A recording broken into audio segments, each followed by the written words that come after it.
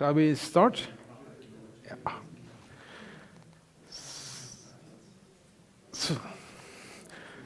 So today we are so fortunate to have yet another session on beauty. Friday's session was about ugliness, and the main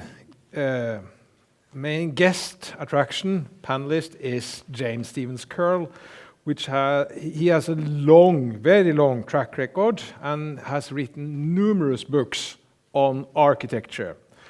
And his knowledge about architecture history is encyclopedic. So he has also written the Oxford Dictionary of Architecture, which you should buy. And he has drawn all the drawings himself. As he typically do with your books as well, you make a lot of the drawings in the books you write. And although you're in your 86th year, you're still producing a lot of papers. Only after New Year, there has been 4 or 5 papers in English, well-reputed journals. And so we're really very fortunate to have you here to give us not ugliness today, but beauty. So the last book you have written, English Victorian Churches, is very much about beauty, as I read it. Very welcome, James Stevens Curl.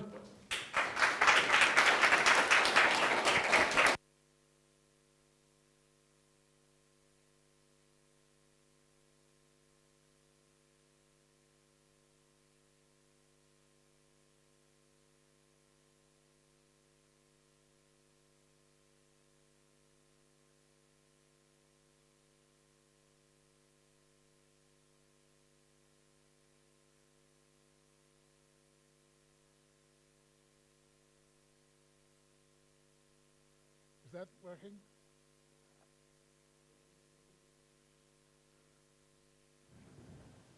Does that work? Yes.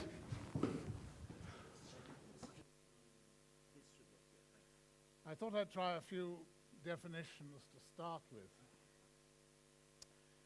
Beauty, what is it? It's probably a combination of perfection of form and charm of coloring, as affords keen pleasure to the sense of sight.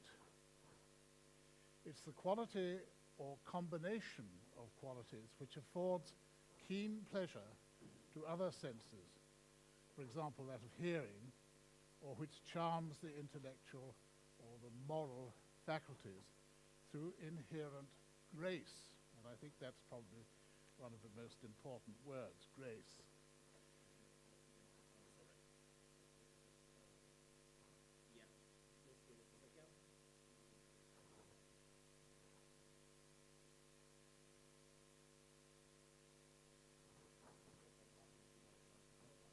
Oh, right, okay. Okay.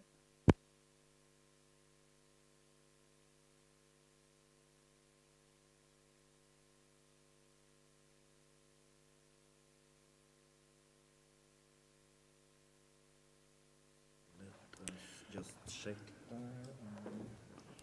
If you try again now. Does that work? Yes. Okay. Maybe, would you mind starting over again? All right, sorry about that. Beauty, a combination of perfection of form and charm of coloring, as affords keen pleasure to the sense of sight. It's a quality or combination of qualities which affords keen pleasure to other senses, for example that of hearing, or which charms the intellectual or moral faculties through inherent grace, probably the most important word, grace.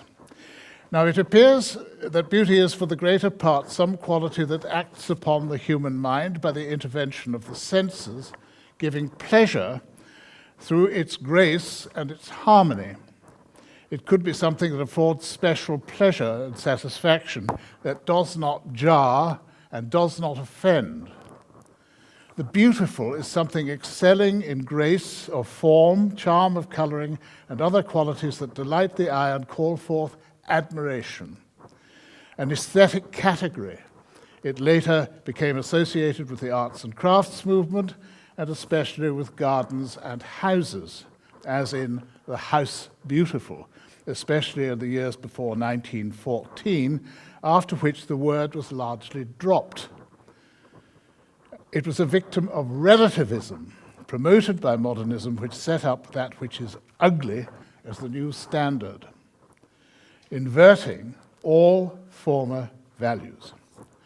The uglifiers made the environment repulsive, disfiguring it, degrading it, and making an inhumane dystopia of it. But despite rejecting everything the arts and crafts people wrote, claimed, or created, some of the apologists of modernism, everything the arts and crafts people wrote, claimed, or created, some of the apologists of modernism, such as Nicholas Pevsner, made entirely spurious claims that certain arts and crafts architects, such as Voysey and Bailey Scott, were pioneers of the modern movement, a ridiculous calumny that they themselves indignantly rejected. Yet it's passed firmly into modernist belief, like some sort of warped, blasphemous creed. It's entirely untrue. It's a vile lie, in fact, to give spurious respectability to a monstrous, destructive, cruel, inhumane, fundamentalist, puritanical cult. And considering beauty, I'd stress that one of its essential qualities is that it lifts our awareness beyond ourselves. It's a self-transcendence which points to the transcendent, something or someone unknown to modernists. I have a long-held conviction that architectural modernist vandalism of 20th century exactly parallels what happened in all the arts. Modernists past and present are vandals and neo-Puritans who inflict misery on us because in their warped perceptions, they and only they are right, and they fanatically believe such wretchedness is for the common good, when the opposite is the uncomfortable but obvious truth. So what is ugly? It has the appearance or aspect which arouses dread or horror, something frightful, especially through deformity or squalor.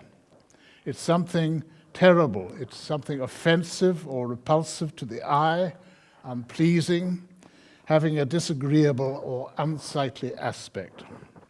Something offensive to refined taste or good feeling. It's objectionable, unpleasant. It causes disquiet and discomfort. Modernists were essentially uglifiers because they were concerned not with humanity, but with abstractions. And in this respect, the enthusiastic adoption of the metric system was a move towards the dehumanization of architecture. Now, that tendency to abstraction has been at the heart, the very core of modernism from the very beginning. It was never concerned with humanity, nor with the history of humanity, but imposed its abstractions based entirely on theories, without any regard to human needs, to established cultures, climatic conditions, local customs, indigenous materials, or crafts. Indeed, it abhorred crafts, insisting on factory-made conformity and the negation of all individuality. To uglify, therefore, is to make ugly or repulsive in appearance, to disfigure. So uglification is the action or process of making ugly, which is what modernism has done to countless towns and cities. So let us turn to what happened in England, the curious phenomenon of church building. Augustus Welby Northmore Pugin published his vision of architecture weighed in the balance and found wanting from his contrasts in 1836. He looked at the architecture of the Middle Ages and he contrasted it with the architecture of his own time, and he made his position absolutely clear. And in that book, he summed up what he thought of as the difficulties in which England was at the time. He contrasts the way in which the poor were criminalized in the 1830s after the passing of the Poor Law Amendment Act. He contrasted that with the humane and decent manner in which the less fortunate were treated in the Middle Ages. You could see the poor man in the Middle Ages eating his beef and his cheese and his beer. When he dies, he's buried, he's given a Christian burial. Whereas if the poor man dies in the modern workhouse, which looks like a prison, even his body is taken for dissection. That's what the Poor Law Amendment Act did. It criminalized the poor, because before that date, the bodies for the anatomists came from the gallows, from the criminals who were hanged. So the poor, terrified of dying in poverty in the hated workhouses, attempted at all costs to avoid being dissected. And this points to another interesting thing at the time. This was a period where there were huge mobs of monster meetings, the Chartists. There was the Great Reform Act, and there was the Church Temporalities Act of 1833, which in fact abolished 2 of the archbishoprics of the Anglican Church in Ireland and amalgamated 10 bishoprics. The result was a sermon given in Oxford on national apostasy. And from that moment, there were clergymen in the Church of England who began to realize that much of the Reformation had been a mistake. For the great monasteries of the past had not only provided knowledge, learning, useful knowledge too, and craft skills, had given hospitality to the traveler and succor to the poor. And when the monasteries were dissolved in the early 16th century, there was a vast amount was lost. And what Pugin argued was that if you contrasted the town of his day, top picture, you can see the prison in the foreground, you can see the ruined churches, the great abbey outside the town on the left in ruins, and contrasting it with the same town as it was in the 1440s. And he called it a Catholic town. This was regarded as dynamite.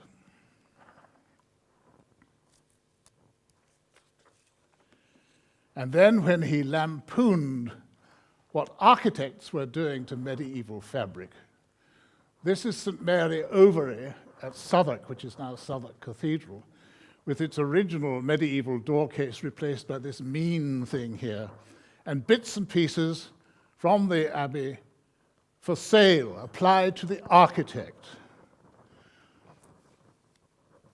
He states quite clearly that the agent of destruction is the architect. What's new? So it took some courage or even foolhardiness to attack the leading architectural practitioners in the London of Pugin's day, but that's exactly what he did. At the top of the frontispiece of contrasts is William Wilkins's limp Greek Revival National Gallery and various early 19th century buildings and details by John Nash, Sir John Soane, Sir Robert Smirke, and others. Pugin sought to restore Catholicism by restoring the architecture of the time of Edward I. And supported by the leading recusant families of England, such as the Earl of Shrewsbury, he created this. St. Giles Cheadle in Staffordshire, 1841. It's entirely second-pointed, 14th century throughout. The interior is sumptuously coloured, and the chancel is divided from the nave by a chancel arch, below which is this exquisite screen with coving, rood, and loft. He also created a number of Roman Catholic churches in a Gothic revival style based on scholarship and measurements and studies of real Gothic buildings. On the left is St. Mary's in Derby of 1837-9, and on the right St. Albans in Macclesfield in Cheshire of roughly the same date. And he created the first Roman Catholic cathedral in England since the Reformation at St. Chad's in Birmingham. That's his drawing of it with the chancel screen. And he signs himself on the drawing as cementarius, meaning a mason who measures ways and has the knowledge to erect harmonious compositions.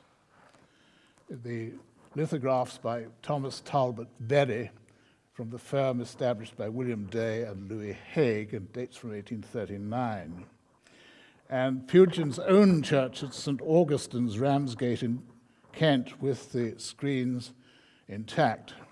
Now the trouble was that although recusants such as the Earl of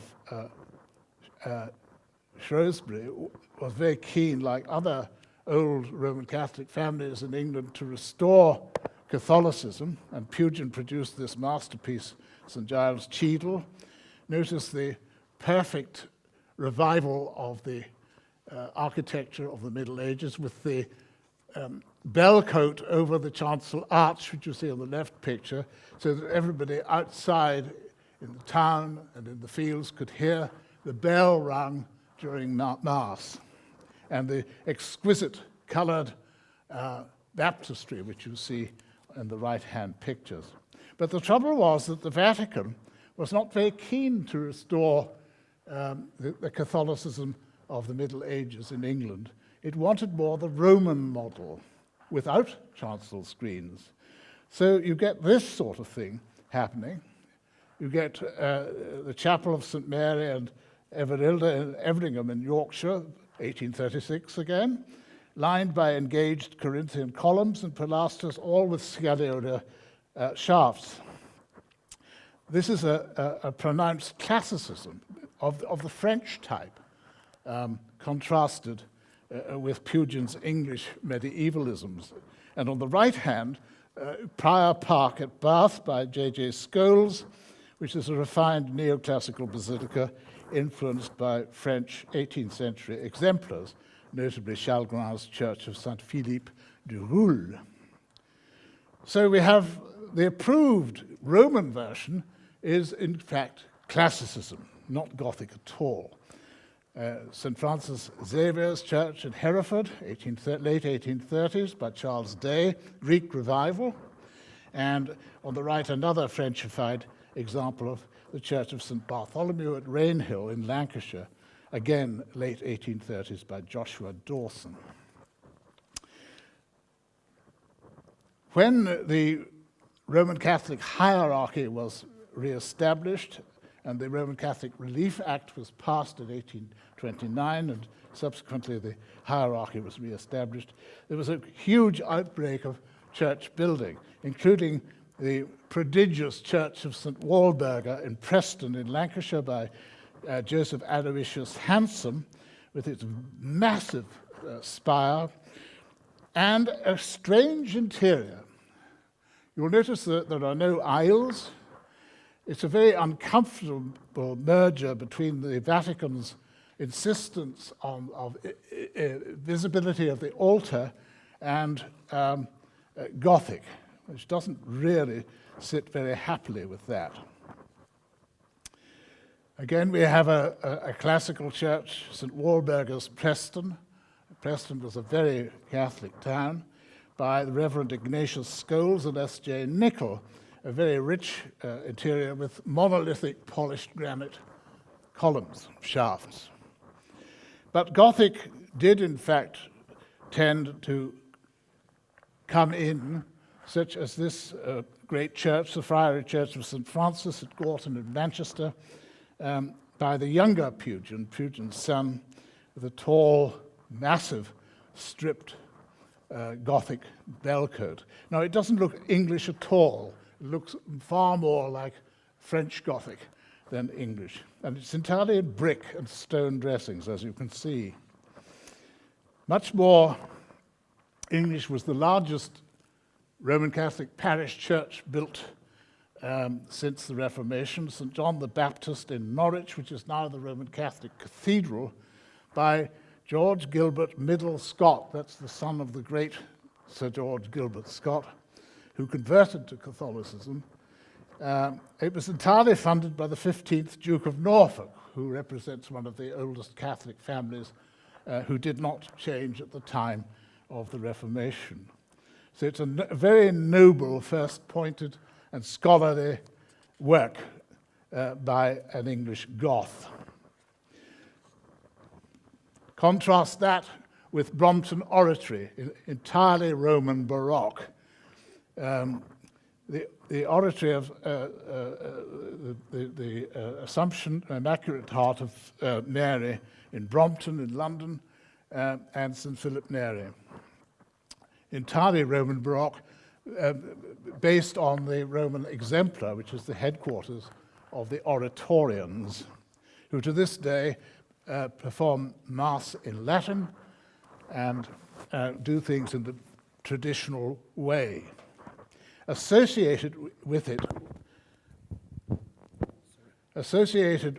the oratory was a convert from Anglicanism, John Henry Newman, who ended up as a cardinal of the Roman Church. Now, one of the aspects of all this was the revival of craftsmanship. Gothic had to be learned, as well as the continuing classical tradition.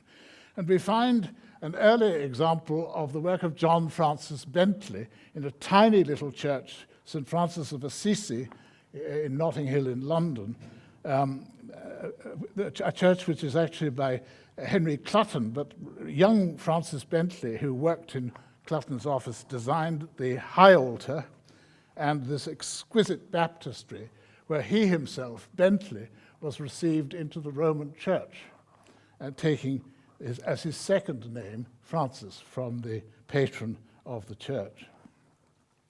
So, what had happened?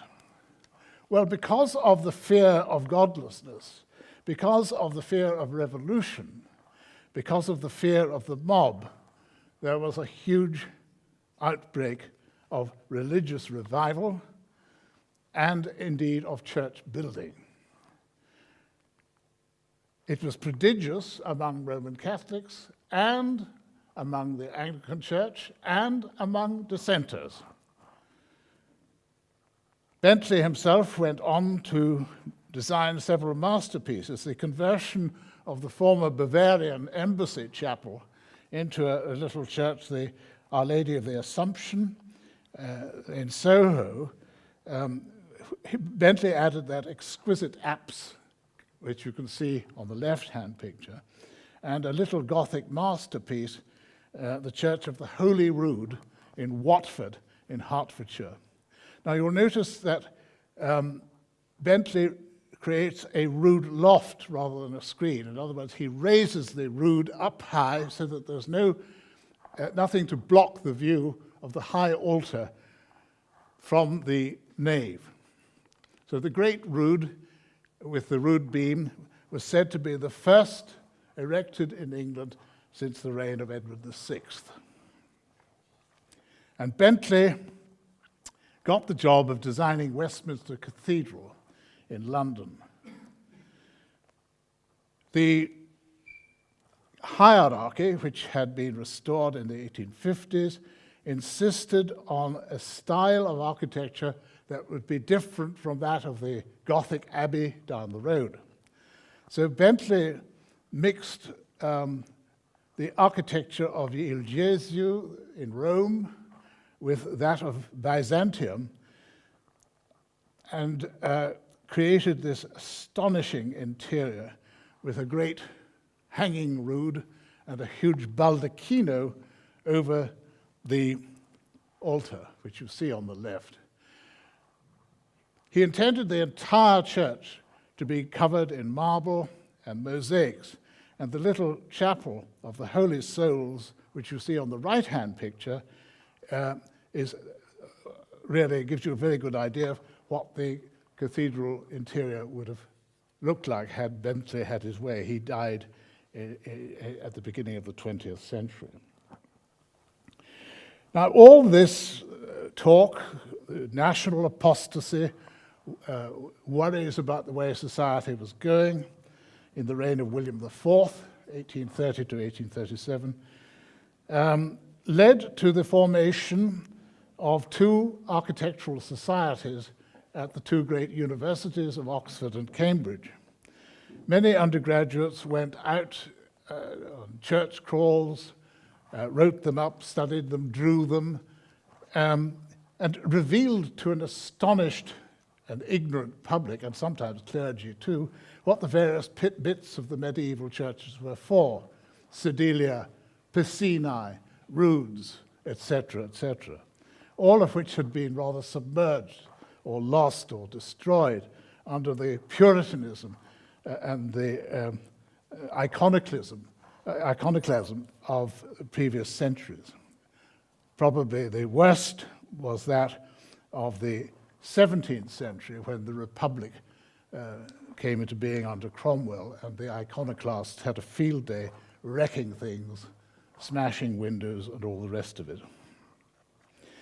One of the first truly scholarly works of Gothic was the Church of St. Giles in Camberwell by great Scot, George Gilbert Scott, who subsequently was knighted, who, of course, designed such great works as the Albert Memorial in Kensington and St. Pancras Railway Hotel, the Grand Midland.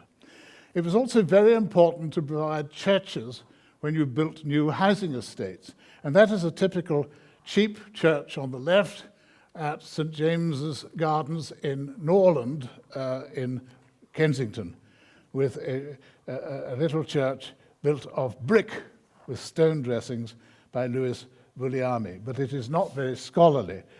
And the Cambridge Camden Society, as it called itself, published a book, a journal called The Ecclesiologist, which published articles, essays, and designs.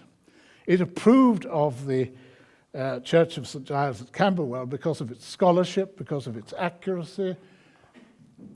And if you got it wrong, if you produced a work which was not scholarly or did not in some other way please the ecclesiological critics, you were damned. They could make or break reputations. And there were astonishing things happening. For example, screens were put in to beautify churches which were otherwise quite plain. This is a beautiful rood screen designed by R.C. Carpenter with typical medieval colouring for Alexander Beresford Hope, who was one of the great movers behind the Ecclesiological Society. There were restorations, there were new buildings. There was a Father Wagner, as he called himself, down in Sussex, in Brighton, who was immensely rich. They had come from Germany. They were hatters to the House of Hanover, and they also supplied the army with uniforms. So with that fortune, Father Wagner was able to build several churches in Brighton, which he beautified with rood screens and all the rest of it. Anglican churches.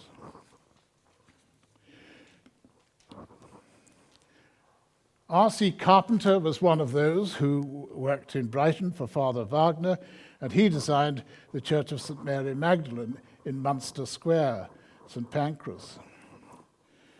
And allied with, parallel with the production of the Ecclesiologist in Cambridge, were the tracts for the Times published by a group of Anglicans arguing for a recognition of the Catholic origins of the Anglican Church of England. And so the Church of England moved inexorably towards being high church, that is, rediscovering the liturgical practices of the Middle Ages, the use of language, and the beauty of music and architecture in Christian worship. There was a great Anglican public school founded at Lancing in Sussex. This huge building is the chapel of a school, a boys' public school, recently finished by the late Stephen Ernest Dykes Bauer, whom I knew very well. And as you can see, it's in the French 13th century Gothic style. The vaulting and indeed the scale inspired by Westminster Abbey. Now, numerous churches were built by pious Victorians, with the incumbents usually Oxford or Cambridge men who'd graduated in theology at Oxford or Cambridge, who were keen on ecclesiology and insisted on churches that reflected the revival of Catholicism within the Church of England. This is Holy Innocents at Hyneham in Gloucestershire by Henry Woodyer, which is impressive as second pointed work. That's the second phase of medieval Gothic, the Gothic of the 14th century, with marvelous coloured interior by Thomas Gambier Parry. But there were not all new churches, even for the Anglicans, were in Gothic. We have a pronounced North Italian look. Sorry, should have looked at that, yes. This is the Church of St Mary and St Nicholas at Wilton in Wiltshire by Wyatt and Brandon, which is in the Rundebogen round arch style, based on 11th and 12th century examples from Tuscany. And this church was actually published in Vienna in an architectural journal. It was thought to be so excellent. Of course, it's very much allied to some churches that were being built in Munich at the time. Another architect was J.W. Wild, who also employed Rundebogen style at the Christ Church at Streatham Hill, an extraordinary building, very much expressing the tall nave with lean-to aisles and the high campanile, pronounced Italianate flavor, but with Byzantine touches here and then. The interior was originally colored by Owen Jones, but unfortunately much of that has been painted out. And there were other curiosities, such as St Mary's at Ray in Cumbria of the 1840s, showing the apsidal chancel with blank arcading and very tiny windows. Notice the extraordinary apse. The architect was a woman, Sarah Losh, who, according to one of her admirers, was exceptionally bright. The church was built as a memorial to a friend of hers who was an officer in the army who was killed fighting in Afghanistan in the 1840s. We also have curiosities such as, what's happened here? Such as the estate church of St. Peter's in Kensington Park Road in Ladbroke Estate in London by Thomas Allom. You'll notice it's got a very classical interior, but it is set in a street of Italianate terrace houses. So one can see that they didn't want a clash of style. So Allom rose to the occasion with this engaged temple front and a rather fine interior with galleries. And then there were St Mildred's, Whippingham on the Isle of Wight by A.J. Humbert and Prince Albert, the Prince Consort, who was a very keen amateur architect. And another oddity in the Rundebogen style by William Tite, St James's Gerard Cross. But notice the use of brickwork. And then at Oxford, St Barnabas's, A.W. Blomfield designed this church for high Anglicanism. A very fine coloured interior with a great apsidal east end. You notice the style is very Italian indeed.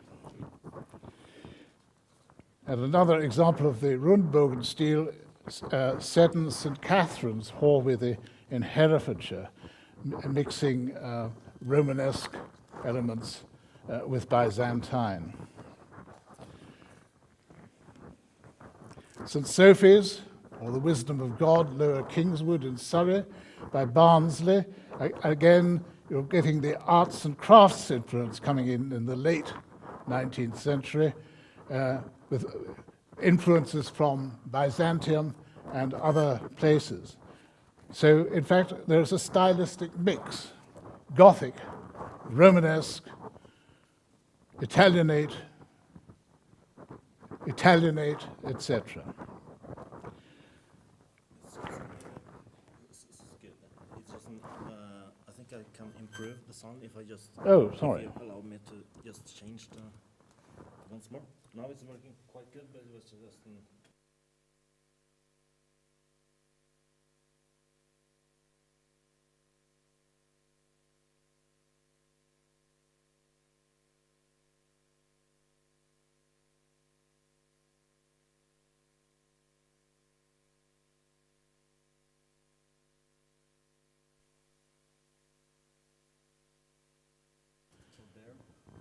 Yes, I think that's working. Okay, thanks. Now, all over Just give me a second. Sorry. Thanks. Good. all over England, great churches were being built to bring civilization and education to areas where there had been vast influxes of population for industry. The Gothic church you see on the right is St. Peter's in Leeds of the late 1830s by R.D. Chantrell. The church from the very beginning had fine music. It had formal liturgies, lights, processions, and all the rest of it, and had a huge following among working class Yorkshire. But it was decided by the Cambridge Camden Society to move to London from Cambridge, and it was under the leadership of Beresford Hope, it was decided, with all this confusion going on, to build a model church to establish Tractarian and ecclesiological principles in a model building which would provide an exemplar to be followed. The result was this: an astonishing masterpiece by William Butterfield. It consisted of a church on a tiny site in a poor part of London, with a clergy house and a choir school attached, all by William Butterfield, all in brick, polychrome brick. So we had clergy living on the site. We had the liturgy beautifully given with incense and all the rest of it. And the interior was cased in impervious materials of glazed tiles, mosaics, colored bricks, polished marbles, all which would be easily cleaned in the smoky atmosphere of London. The stone which was often used for building these new churches in the 1840s and 1830s was a soft ragstone from Kent, which did not stand up to the filthy, acidic atmosphere of London. So Butterfield's church was a breakthrough, hard, impervious brickwork, which would resist the depredations of the atmosphere both inside and out. Butterfield also cast his net widely, stylistically, into France, for example. At St. Matthias's in Stoke Newington. Notice that the church is over where normally the chancel arch would be. And at the chapel of Rugby School in Warwickshire, he also used structural polychromy. That is, the colour is not applied, but it's actually in the materials used. We're looking at work of the 1840s on the left, 1840s, early 50s, and on the 1870s on the right. Butterfield was a favourite church among Anglicans. He also built the Anglican College at Oxford, Keble College, using very stripy structural polychromy as well. That's the college chapel on the left. He could be very tactful when intervening in medieval churches. At Ottery St Mary in Devon, he restored the building very carefully, but he added this gorgeous font, polychrome inlaid work, different kinds of marble inlaid, a beautiful example of his ingenuity in that respect. And for Viscount Downe in Yorkshire, he built this church at Baldersby St James, again in his polychrome style inside, although outside he stuck to Yorkshire stone. A prodigious spire, you can see it for miles. But this was a case of a church being built by a local landlord, a member of the aristocracy, who was very keen to apply the principles he had learned at university to raise the tone of his estates. He built several churches, model cottages, schools, and all the rest of it.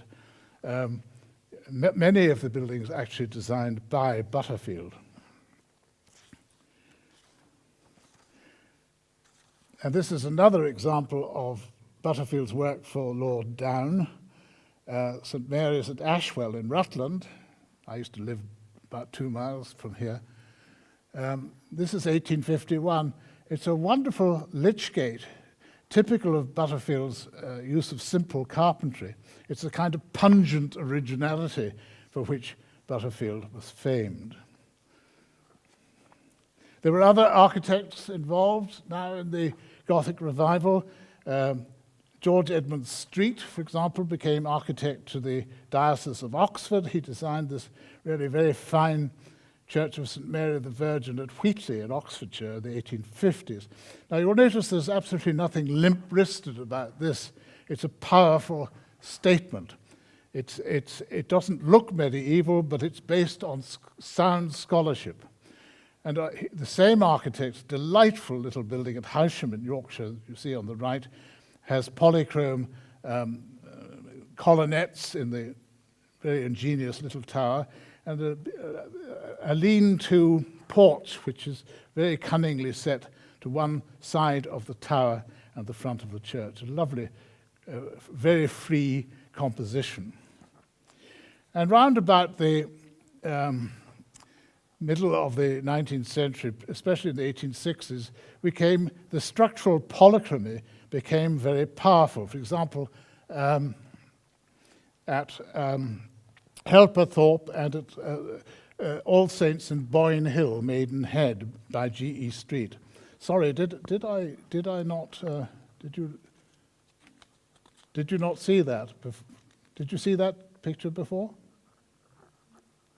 Well, that's the street building on the left, St Mary's, Wheatley, and his little building at Howsham in Yorkshire on the right. Now, the structural polychromy quite often used black, yellow, blue, and red bricks as actual facing materials, and Street was a master of that, as in the church at Boyne Hill at Maidenhead, which you see on the right-hand picture. At Oxford, he built St Philip and St James, North Oxford, 1860, with a pronounced French influence. Notice the apsidal chancel. And he used an apsidal chancel again at St James the Less in Pimlico in Westminster. Again, notice the very sharp notching of the brickwork, the almost rasping, saw-like form. There's a tough example of the Gothic revival in its full-blown splendor. Street also did St Mary's in Paddington on a very tight site, a very working class district intended to bring civilization to an area that was rather unsavory. Notice the sumptuous treatment of the interior. And there were many other examples. There was St Michael's at Lyndhurst, which you see on the right, by William White, and St Leonard's at the Beauchamp Almshouses at Newland in Worcestershire by P.C. Hardwick. Again, absolutely glowing with applied colour this time. The colour is not actually in the material, but applied, whereas at St Michael's in Lyndhurst, it is structurally in the structure. We have dozens of churches appearing everywhere at this round about the same time. William White, St Mark's, Battersea Rise, and a little masterpiece by J.L. Pearson, which you see on the right, based on early French exemplars from Normandy, St Peter's at Vauxhall in London. At Windsor, the Albert Memorial Chapel at St George's Chapel was remodelled by great Scott and Baron Henri-Joseph François de Triquetti, with panels around the walls, all in colour, executed by Jules d'Estrées. And on the centre line of the chapel are the Art Nouveau monument of Albert Victor, Duke of Clarence, the black thing in the middle, and that's by Alfred Gilbert, and the cenotaph of Albert Prince Consort in the foreground by Triquetti. Scott could also turn his hand to very simplified brick Gothic, as at St Andrews in Leicester, French-inspired, 13th century first pointed, employing polychrome brickwork with stone dressings and an apsidal chancel. Notice the belfry is set above the chancel arch. And the circular window is what we call plate tracery. That is, it looks like fretwork cut out of a flat panel. Scott could also turn his hand to village churches, such as St Michael and All Angels at Leafield in Oxfordshire. And notice by this time the architecture is becoming much more muscular, tougher, more assured. And Scott could also turn to luxuriant interiors, such as All Souls at Haley Hill, which you see on the right. When St George's, Doncaster burnt down, great Scott redesigned it, rebuilt the parish church, one of the grandest of his parish churches, with a great crossing tower. And he employed late Gothic in the work. And the young architect who worked on this as an assistant was John Bentley. Scott also turned to France, to Sainte-Chapelle, for the chapel at Exeter College, Oxford, for this delightful French exemplar, which you see on the right. A tendency which also occurred at Conybeare's Itchen Stoke in Hampshire on the right. On the left is the interior of the Exeter College Chapel. Some of the detailing was done by a young man called G.F. Bodley, of whom more anon.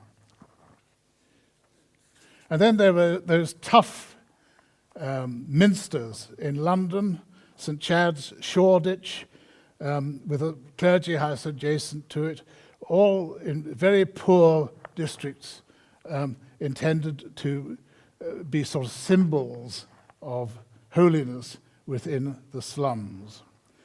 But where the Anglican tradition was not high, there was what they call an evangelical strand in the Church of England, which was more of the auditory kind of church, preaching. And an example of such an interior was St Martin's at Gospel Oak by E.B. Lamb, whom some described as a rogue Goth because of this prodigious roof which looks as though it's going to fall down and crush you.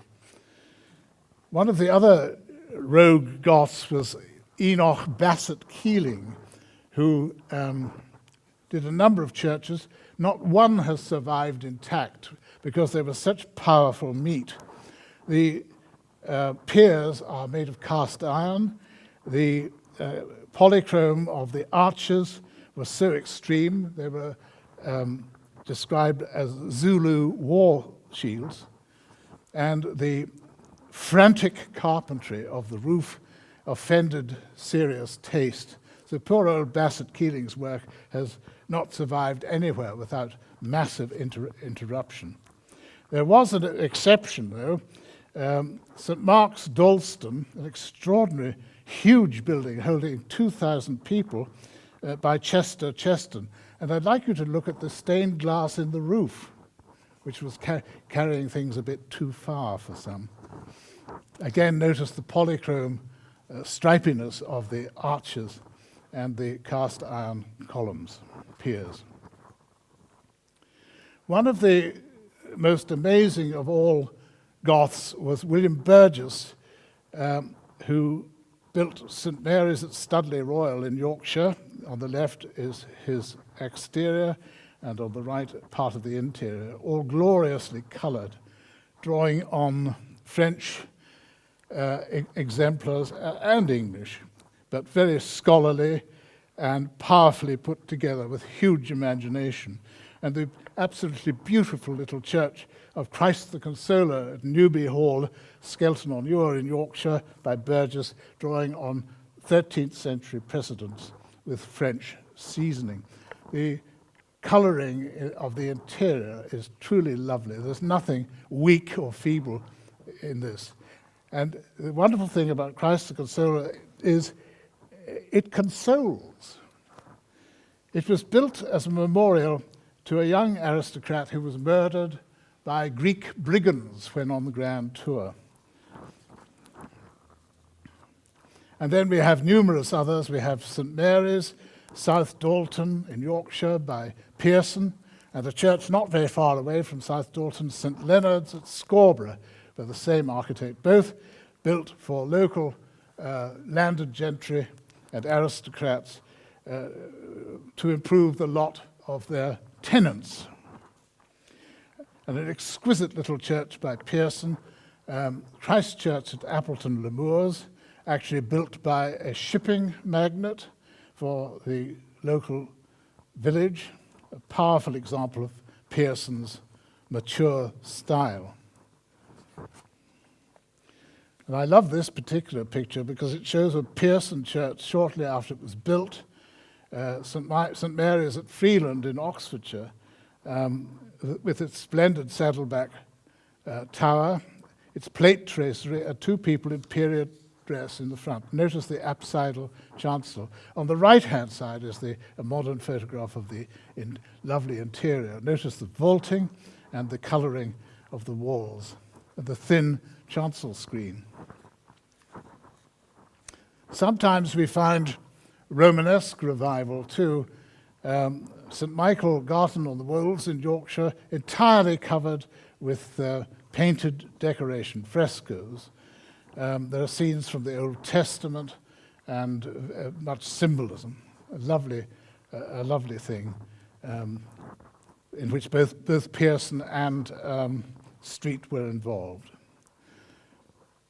Pearson built this masterpiece at Kilburn Park Road in the city of Westminster in the 1870s, very much derived from the Abbaye aux Hommes at Caen in Normandy. In fact, the great tower, the great spire, is almost a direct quotation from that building. And we'll notice that on the interior, instead of external buttresses, the buttresses are internal, thereby dividing the aisles into sections so that the buttresses are pulled within the building. This was something that was used by other architects. Pearson also designed Truro Cathedral in Cornwall, another building in which you find elements from Lincoln Cathedral and from Caen. Young Bodley turned to French exemplars for some of his early churches, All Saints at Selsley, Stanley and Gloucestershire, in the French early pointed style, a powerful and wonderful composition. And nearly all these churches have got aspects of great beauty in them. For example, St. Martin's in Scarborough in Yorkshire has a reredos of remarkable beauty, derived from part of the ruined Augustinian friary at Kirkham in Yorkshire. So it has an archaeological background. The colouring was done by members of the Pre-Raphaelites, Burne-Jones, William Morris, and others. The internal buttress is also found in Pearson's St Augustine's in Pendlebury, Manchester. You'll notice how the interior is subdivided by internal buttresses, and then there's a passage aisle driven through a series of arches between the piers and the external walls.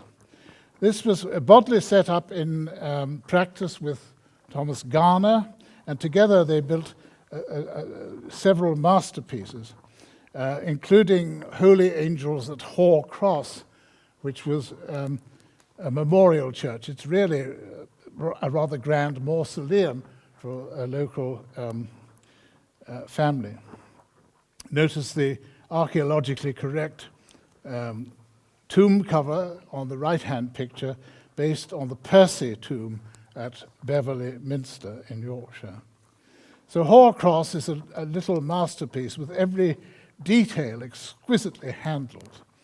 A masterpiece by Bodley and Garner. And even greater, I think, is the estate church of St Mary the Virgin at Clumber Park in Nottinghamshire, mostly by Bodley. And the crossing tower is based on St Patrick's Church at Patrington in Yorkshire, a great medieval building. And again, every detail is lovingly done inside and out. And you'll notice there is quite limited structural polychromy, but very effective on the exterior as well. Then we have massiveness. St Bartholomew's in Brighton, a building that's even higher than Westminster Abbey, a huge church by E.E. Scott, no relation to Giles Gilbert Great Scott, or Great Scott. And an interior which again uses the internal buttresses, subdividing the wall into recessed chapels. And this is an Anglican church. More structural polychromy in St Peter's in London Docks by a little-known architect called F.H. Pownall of the 1860s. The iron screen does not conceal the altar, and you will notice that the rood beam is set high with the rood over it. St Cuthbert's Philbeach Gardens by Romeo Goff was beautified by a guild of craftsmen working under the vicar. The Reverend Ernest Geldart was involved in the beautification, including the fine reredos and the splendid chancel screen. Now, towards the end of the 19th century, Gothic started to acquire arts and crafts detailing. The Holy Trinity, Sloane Street in Chelsea certainly does. It's reverting to very late Gothic, the Gothic of St George's Chapel, Windsor type. And at St Mary the Virgin at Great Whalley in Essex by C.H. Townsend, you have an exquisite Art Nouveau screen by Reynolds Stevens added to the ensemble. And then, towards the end of the century, you get curious returns to Italianate early Renaissance. Our Holy Redeemer at Exmouth Market and Finsbury in London, a marvellous campanile by Henry Wilson, and an interior that's entirely Roman in its style, with its ciborium over the altar. And there are other exemplars. St Agatha's Landport and Portsea Island in Portsmouth, the top picture with its wonderful sgraffito decorations by Haywood Sumner, Christ seated in the Ark of a Rainbow in a hemi-dome, and on the left-hand side, the Lady Chapel of St Martin's in Cheshire by Henry Wilson, and Christopher Hall. So you get arts and crafts detailing coming in, mixing with the Gothic revival, and so on and so forth.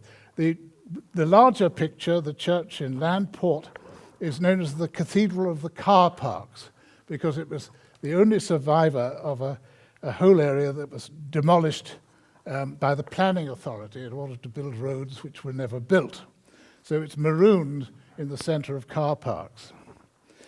And with the work of Richard Norman Shaw, doesn't work. Oh dear. Yes. At Bedford Park, St. Michael and All Angels, we get not just perpendicular Gothic, but we get aspects of domestic architecture coming in.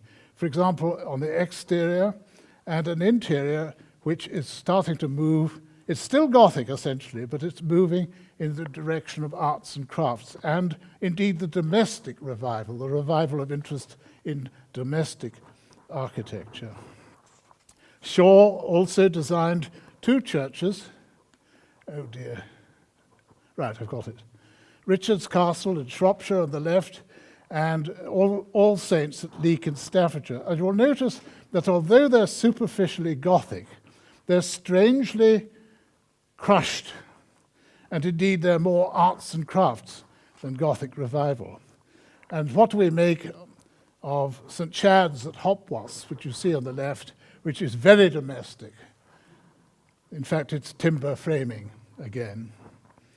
And Philip Webb, who is very well known in arts and crafts circles, the designer of the house for William Morris, produced this exquisite late Gothic revival church, St. Martin's at Brampton in Cumbria in the 1870s, with windows by Morris and Edward Burne-Jones.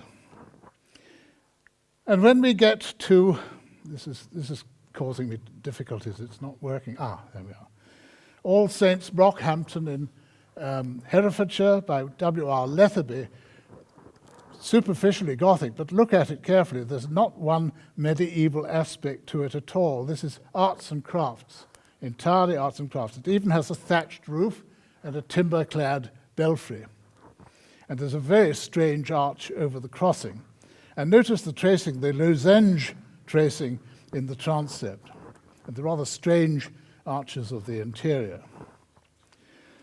More conventional, perhaps, are the interiors of St. Paul's at Wimbledon Park by Micklethwaite, and St. George's Stockport in Cheshire, a wonderfully free example of late Gothic by Austin and Paley of Lancaster.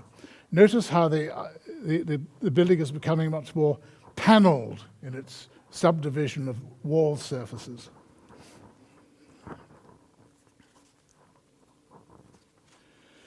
And Bodley, in his latter years, was to design a church at Eccleston for the Duke of Westminster.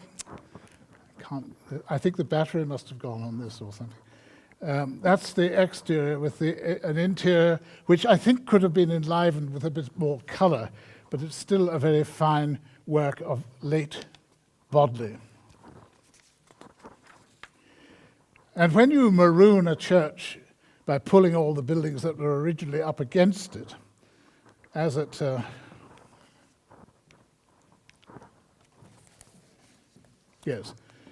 St. Columba's Middlesbrough by Temple Moor,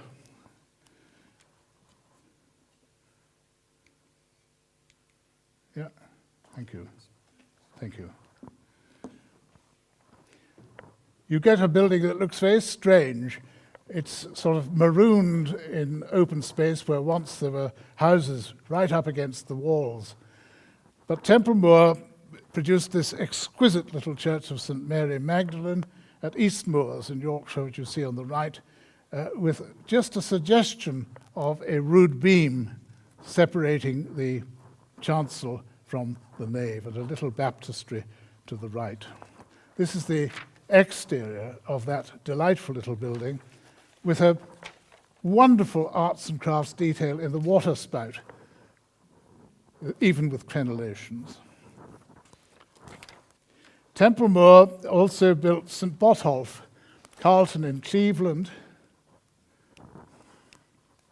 Dear. There we are. That's 1890s. Notice that the treatment of the arcades, there are no capitals. The mouldings of the arcade flow straight into the piers. He also designed for an estate. Oh dear. I don't think, no. There it is. St. Mary's, Sledmere, for Sir Tatton Sykes, who was a local enthusiastic church builder of the 1890s. Now, Pevsner said it was large, quite perfect, and patently dull. But to Goodhart Rendell, it was perhaps one of the loveliest churches in England. Templemore designed the screen, which you see on the right-hand side, beautiful as in the style of late Gothic. It was coloured by Bodley, who was an expert on the application of medieval colour. And W.D. Carrower mixed Gothic with arts and crafts very successfully at St. David's in Exeter. In Devon, again, it's the 1890s. And young Giles Gilbert Scott, the son of Middle Scott, the grandson of Great Scott, got the job of designing Liverpool Anglican Cathedral.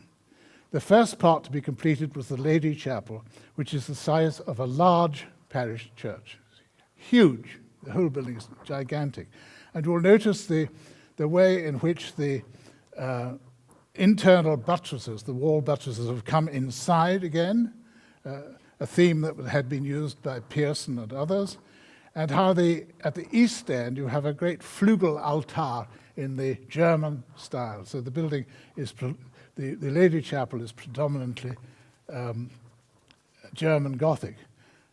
Young Scott was only 21 when he won the competition to design this great building, one of the greatest buildings of the Gothic revival. Now we come to Ninian Camper.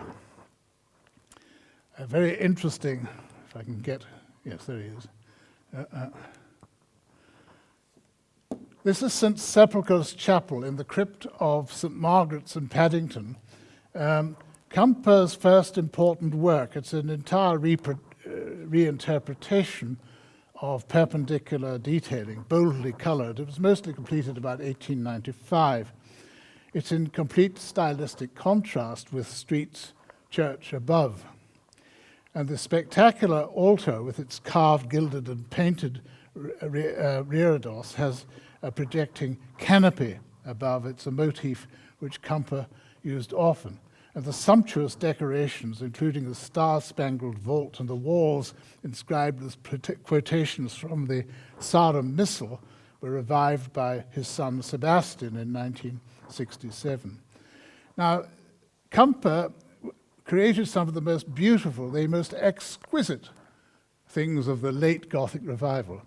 And he was reviled by Pevsner because Pevsner said it was irrelevant to the promotion of Gropius.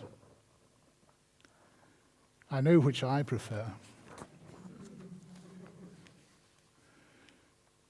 I'm sorry about this, but I think there's a fault in it. Seems to want to jump. If it moves at all, it seems to... now I have to go back. There we are. Yeah. That's the little organ case which Camper designed for that chapel. And I think it is really lovely. I mean, it's in the best arts and crafts tradition. Camper only died in 1960, by the way. On the right-hand side is one of his masterpieces. It's St. Cyprian's in Clarence Gate in London, dating from the early 1900s. He said it was the last development of a purely English parish church, in which perpendicular, that's late Gothic, precedents are clear. All fittings were designed by Camper, including the rood screen, which goes right across the church, the font of the font cover, and you'll notice he brings classical elements into the font cover. Pevsner hated it. And there are curiosities too, including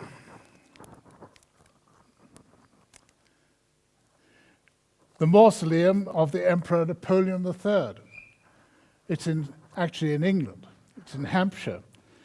And in this extraordinary, obviously French Gothic, it's by Dystopia, in this monument of Farnborough, Hampshire, in the crypt lie the Emperor Napoleon III, the Empress Eugénie, and the Prince Impérial, who was killed in one of the Zulu wars.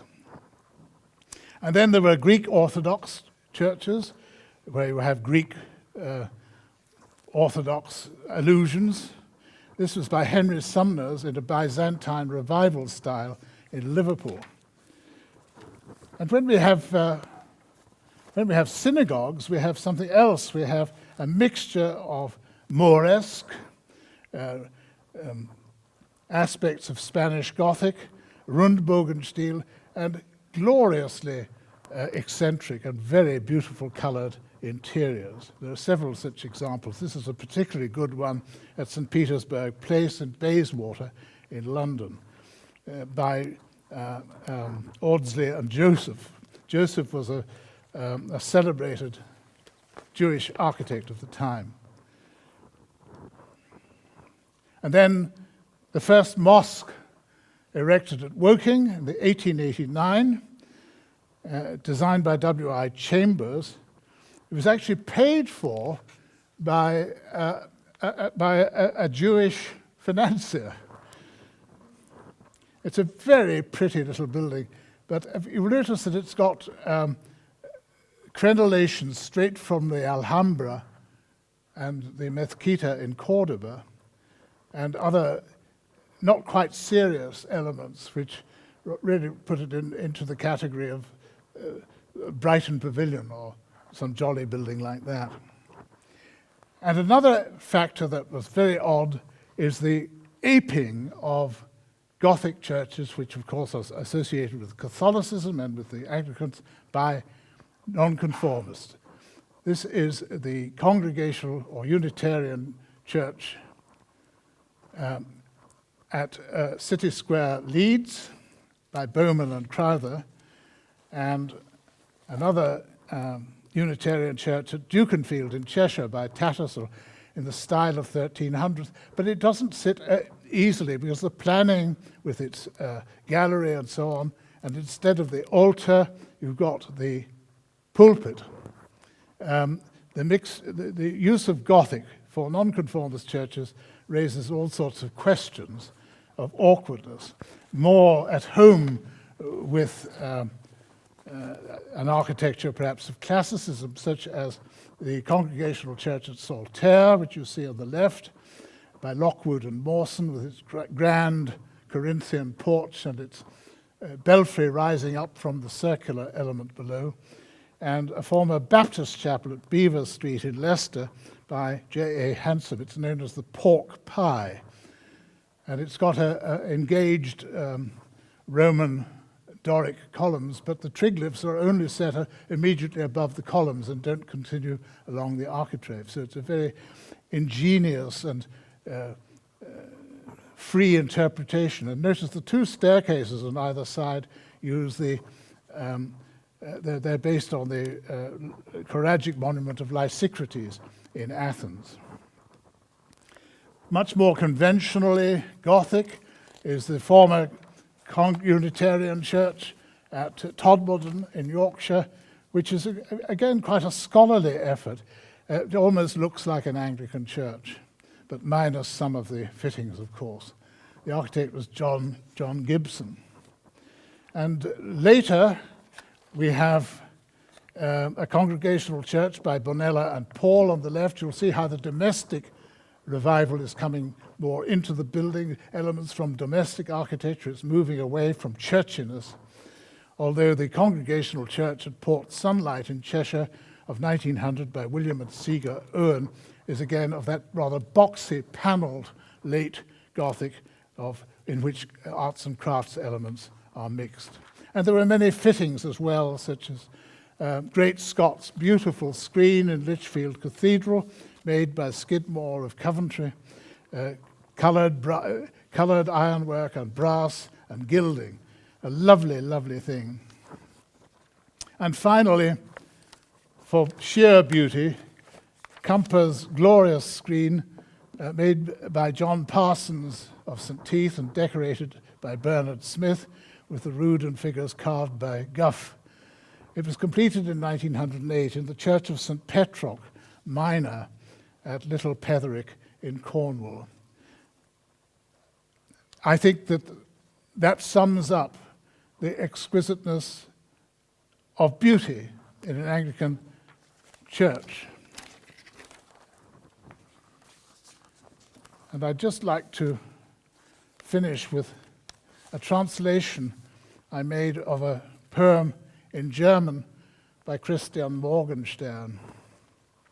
Once there was a fence whose failings numbered spaces and straight palings. A modernist who observed this sight with stealth approached it in the night and pinched the spaces from the fence and with them built a residence. The fence, meanwhile, felt somewhat mean with rails, but nothing in between. So as the fence had had its day, the council took the thing away. The architect went off, hey-ho, to Afri or America.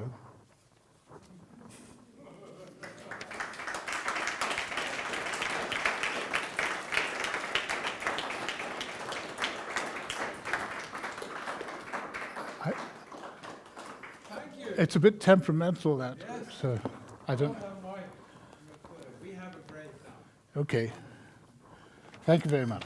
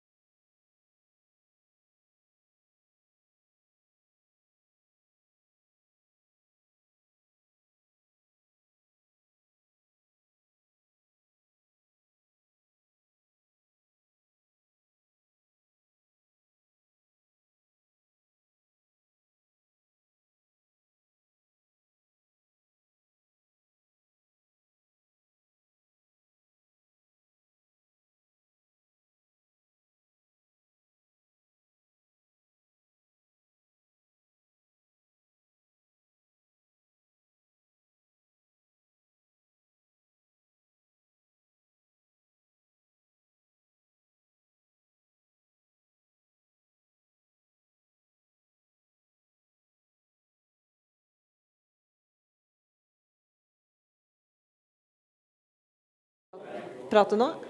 Prate litt? Teste litt? Det er bra.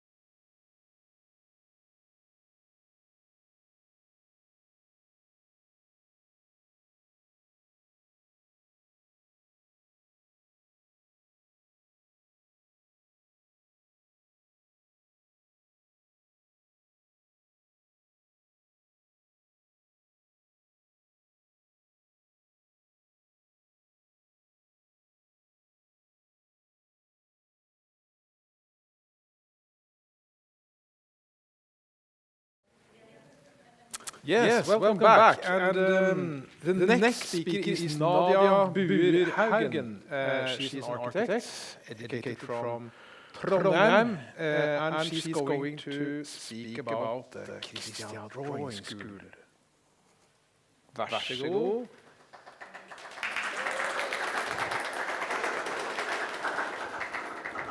Da funker lyden.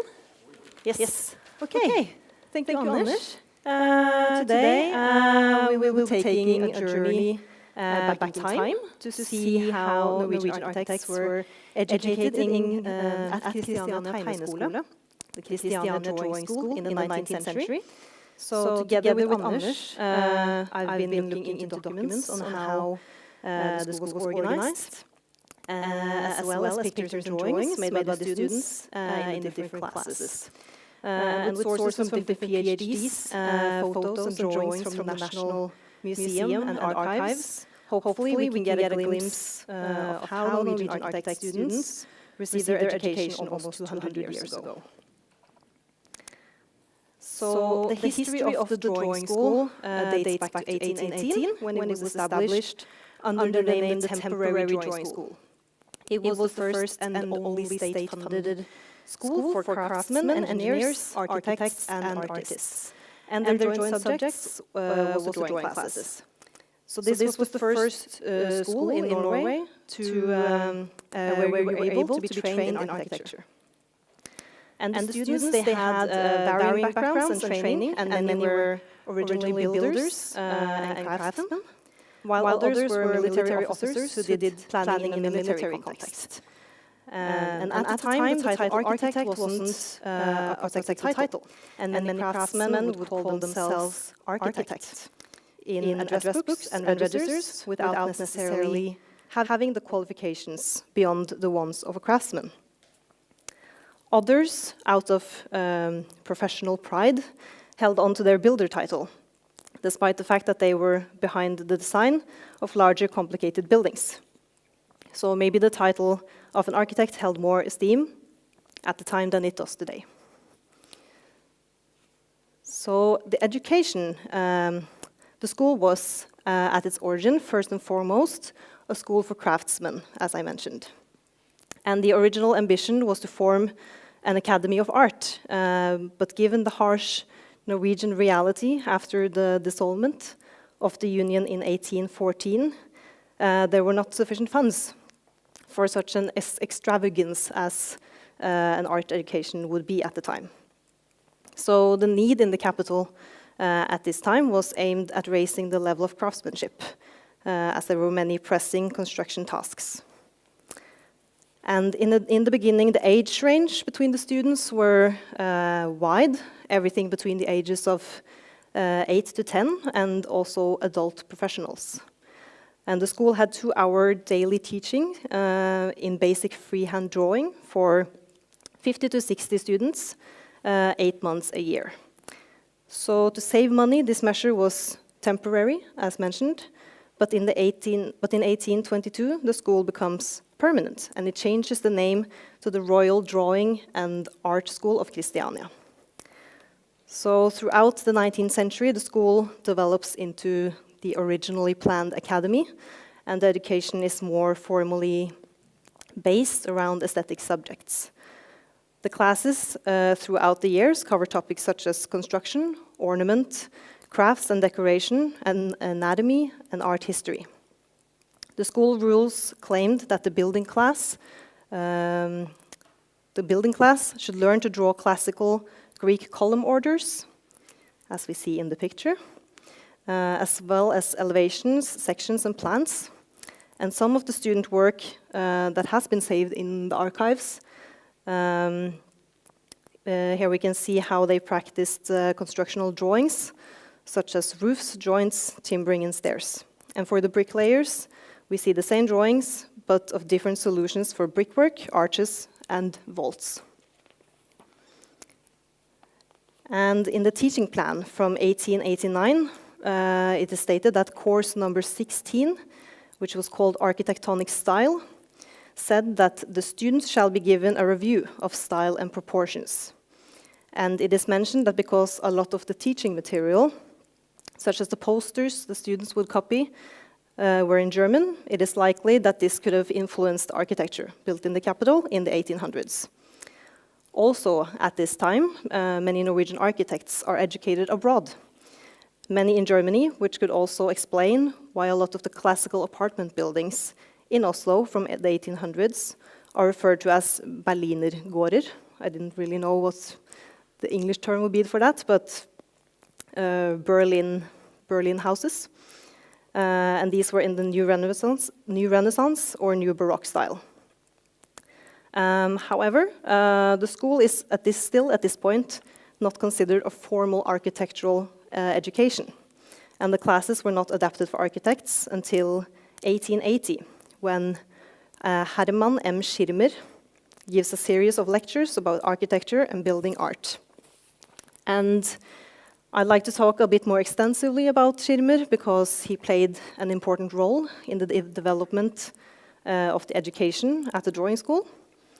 He was an architect, art historian, and he became Norway's first national antiquary, what we would call the Riksantikvar. He was first employed as a teacher in the building class and later as head teacher of the ornament class. And his teaching, supplemented by excursions for the students, would influence a whole generation of Norwegian architects. And this represented a significant turn away from the German-inspired architecture that had previously been taught at the school, and towards what is to be considered a national architectural style founded on the Norwegian architectural heritage. So in his classes, Schirmer argumented for a general strengthening of artistic dimension in the ornament class that he taught, where he suggested, in addition to ornamental drawings, which we see here is a practice from one of his students, he suggested that the students should also have weekly lectures in ornamental nature and development through the historic eras. And he wrote articles such as what is the national style in our architecture and how does it appear? And it is said that he was against the dragon and Swiss style that reigned as the national architecture at the time, because it deviated too far away from the original role models. But still, he taught the classical orders in his classes about ornaments, and the archives show drawings from his students practicing these, the classical columns. And also, he encouraged his students to do floral and nature studies to be inspired when they drew ornaments. And this is a drawing from one of his students, later one of his teaching assistants, Holger Sinding Larsen. And here we can see he has done a floral study on the left and implemented it into a pattern maybe used in an interior later on. And here is a drawing from one of his students from one of the excursions that he made with them, which is Husflid fra Ellingsbø, it's the title, which I guess would translate into handcrafts. This is maybe a drawing of an embroidery found in one of the buildings they investigated. So when Schirmer was given the position as head teacher of the ornament class, he established a new tradition where he brought his students on excursions to the countryside to document and measure all Norwegian heritage buildings. And the drawings they did had to be in a big scale. All crookedness had to be carefully measured, and the drawings should be finished on site. So the students would perform the work, and Schirmer would lead and control their efforts. So the excursions and the documentation work carried long traditions in the history of architecture and was based on an understanding that only through meticulous, close studies of a building one could achieve a full understanding of its construction, materiality, and detailing. But Schirmer's idea to put Norwegian traditional architecture on the agenda instead of German-inspired objects was a brand new approach. However, he taught his students not to copy the traditional architecture, but to be inspired by it in their work. So here we see some photos from their excursions, where we can see one of the students is taking measurements of an old, what is it called? Lafta building. I don't know what the English word is, but... And here we have another photo where they're doing measurements. And here we see some of the students are drawing on site. Also a student to the left making drawings on site. And on the right we see Schirmer in the center with his students surrounding him. And he is described as a popular and very progressive teacher. He was always surrounded by his students in the photographs from the excursions, and him bringing the Norwegian building heritage into the architecture education marks a break with the previous traditional practice, which was fixated around the classical style and German historicism. So these excursions would later have consequences on the development of Norwegian architecture. And here we have a few examples from the drawings that they made. This is a stabbur. And when we were digging into the archives and the digital photos in the National Museum's archives, it's hard to tell if it's always Schirmer or his students who did the drawings, but if you search for Herman Schirmer or just Schirmer, then all of these photos will appear. So some of them have a title where you can see who is the artist, and in this case it's Carl Berner in 1898, where he has done a registration of Bjølstad farm in Hedalen, and you can see that he has taken all crookedness into measure. And also here we see Christian Christi from 1860 has done registrations from an old farm and even taken the detailing on the smallest details into consideration. And here is an old cabin from Kruke in Hedalen, made by Carl Berner in 1899. And they would also register different churches that would later be inspirational for their own work. And Borgund kirke in Sogn with the Old Norse motifs on the roof. And then we have reached the end when the drawing school is ended.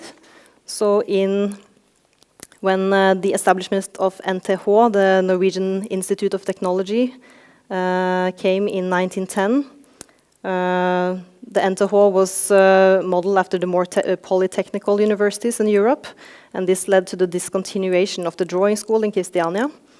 And I guess we can assume that is because this becomes the sort of state-funded architectural education. And so the school is discontinued, but it has a revival in 1946 when to educate architects to help rebuild the country after the war. And then this later evolves into what we today know as AHO, or the Oslo Architecture School. So that is a very brief history of the drawing school, and a lot of the work from this era is not easily accessed today, but luckily we can still see some of the work of the students in the National Archives and in the museums. And my sources have been the PhDs of Bente Aas Solbakken, Mathilde Sprovin, and Elisabeth Seip, which are very extensive and well-researched. So if anyone is interested in learning more, they're available online as well. So that's all I had. Thank you very much.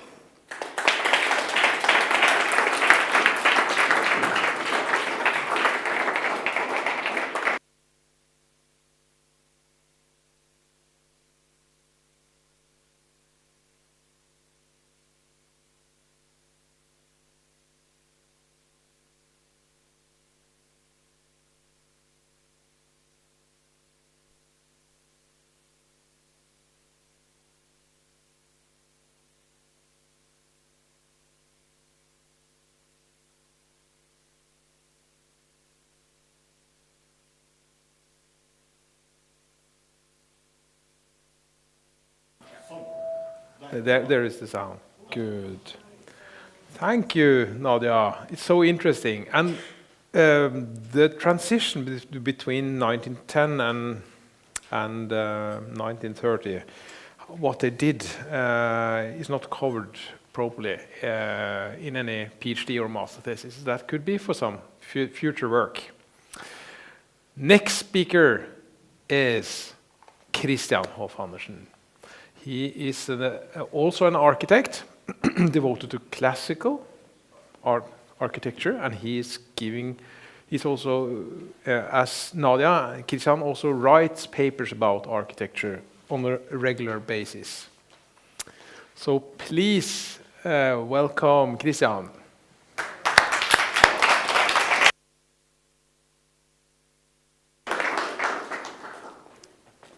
Thank you very much. I need some assistance with getting the presentation.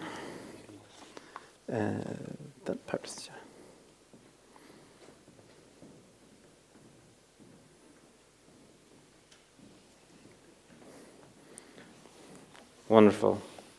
Thank you very much. I have been asked to talk to you about the Paulus Church in Grünerløkka in Oslo. Beauty for the working class in the 1890s. Paulus Church was built in 1892 in a Gothic historicist style to house the new congregation of factory workers mostly in eastern Oslo, with the growth of Oslo in the industrial age.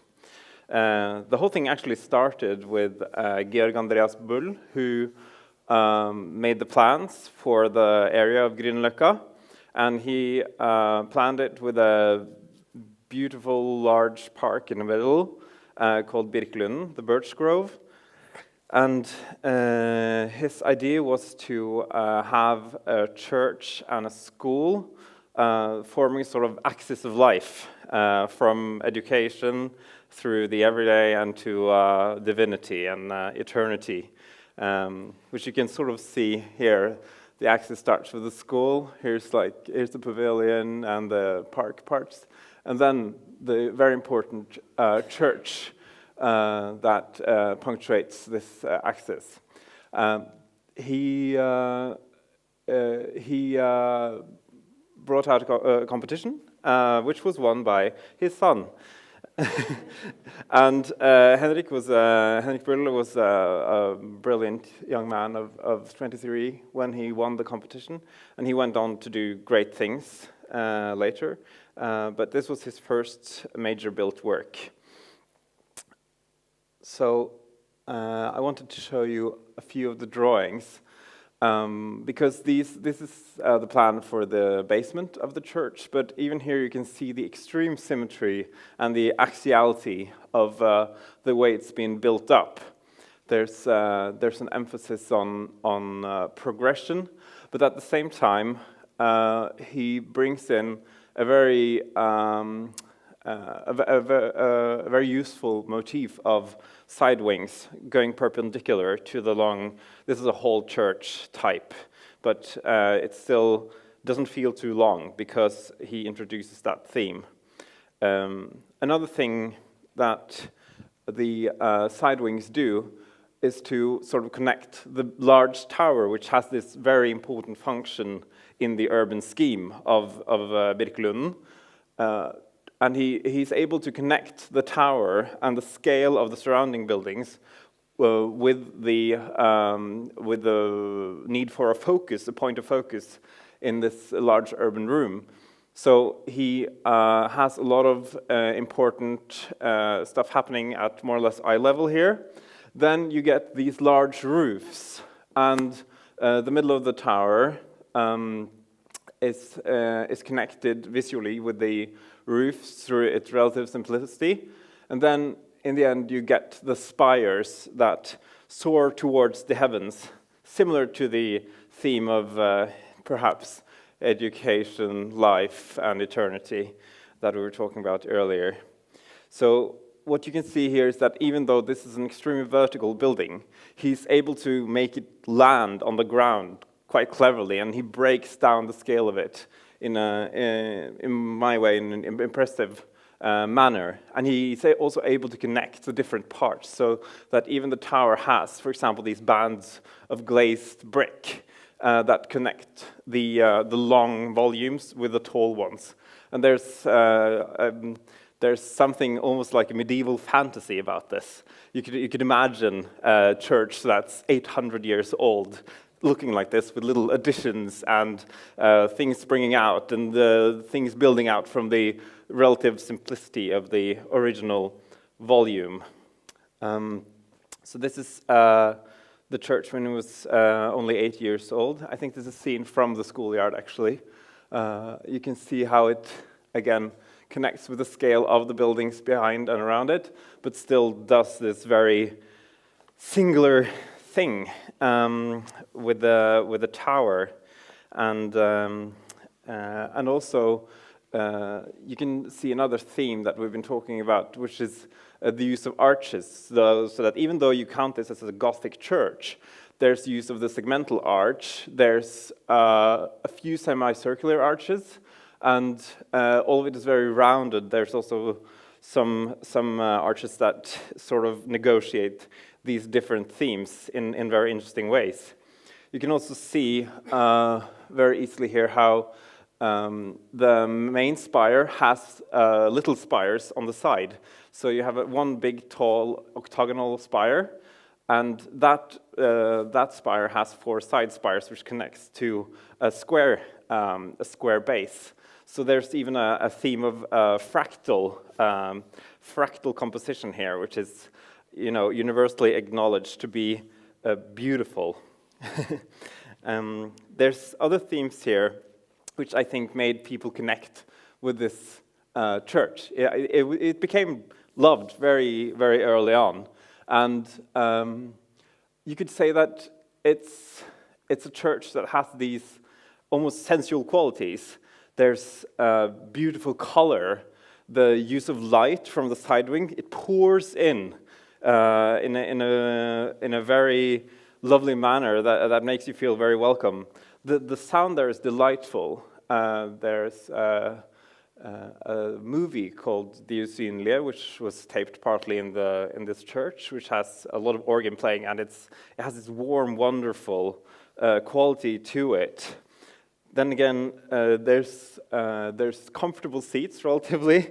There's a lot of wonderful use of ornament, and you could also imagine, referring back to Nadia's lecture before me, that most of these people descended from the countryside. Some of them might have moved there, or their parents did, and a lot of what Bull did here was based on countryside churches and countryside buildings that he did a lot of measurements of, and then translated it into this context. So when he wanted to build something for this, factory worker population, I think he was able to connect with their roots and their references using architectural means, which is also something we could strive more for today, in my opinion. The church aged not poorly, but there were challenges. It was built on clay, so that was a challenge. They had to work with the basement of it. You can see the roof originally had patterns in the slate, which is gone by now. Later on, the slate started falling down. There were problems with the walls, with the brick. There were changing ideals, so that the old gas lamps were replaced with newer electric ones. There were ornaments being painted over. So by 2013, there was much need of restoration. And that's where you got in some very, very talented craftspeople working both on the outside, changing the roofs, and on the inside. This is a decorative painter called Grazina Katarina Kruger, who did wonderful work in restoring and reconstructing the ornamental scheme of the church.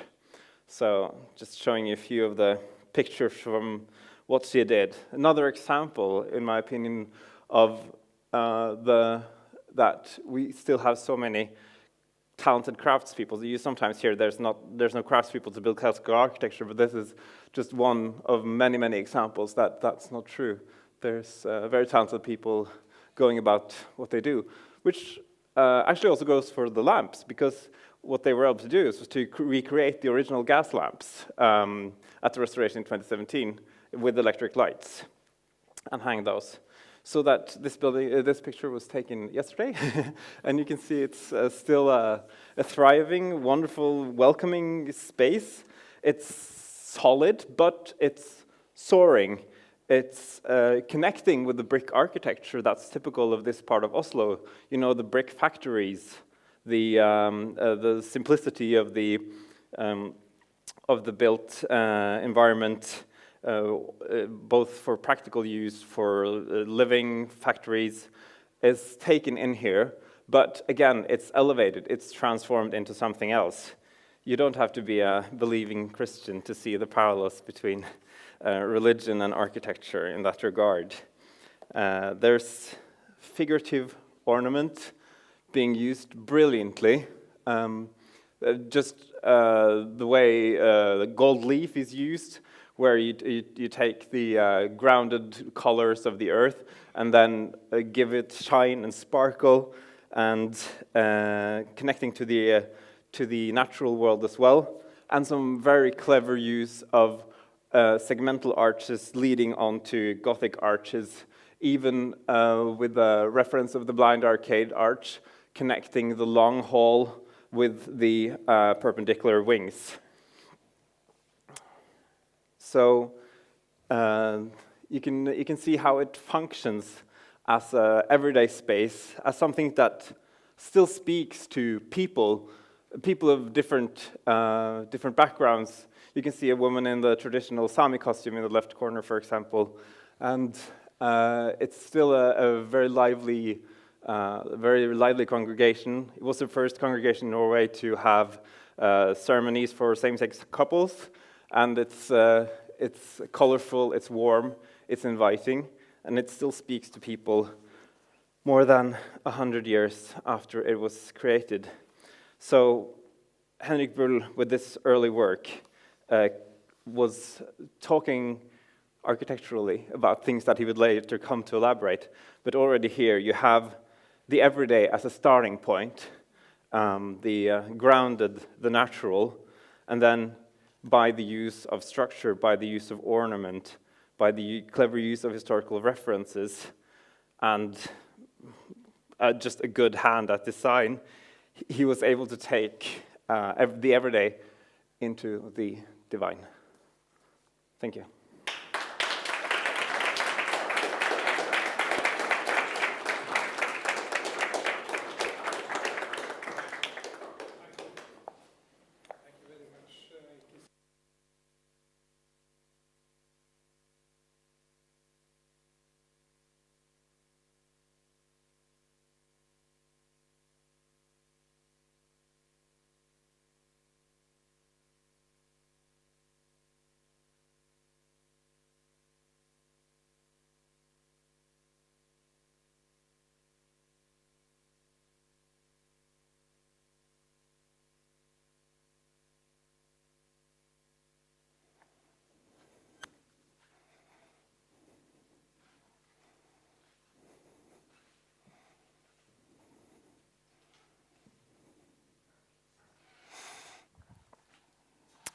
Okay, I'm a practicing architect, and I've been through the same modernist architectural education as everybody else, and I was also actually quite convinced modernist architect, I would say, quite far into working life after architecture studies. We talked. I would like to talk today about, for me it was a very long process of breaking out of modernist thinking. And I will introduce to you today one thing that was perhaps the most, singular, most important thing that gave me this freedom.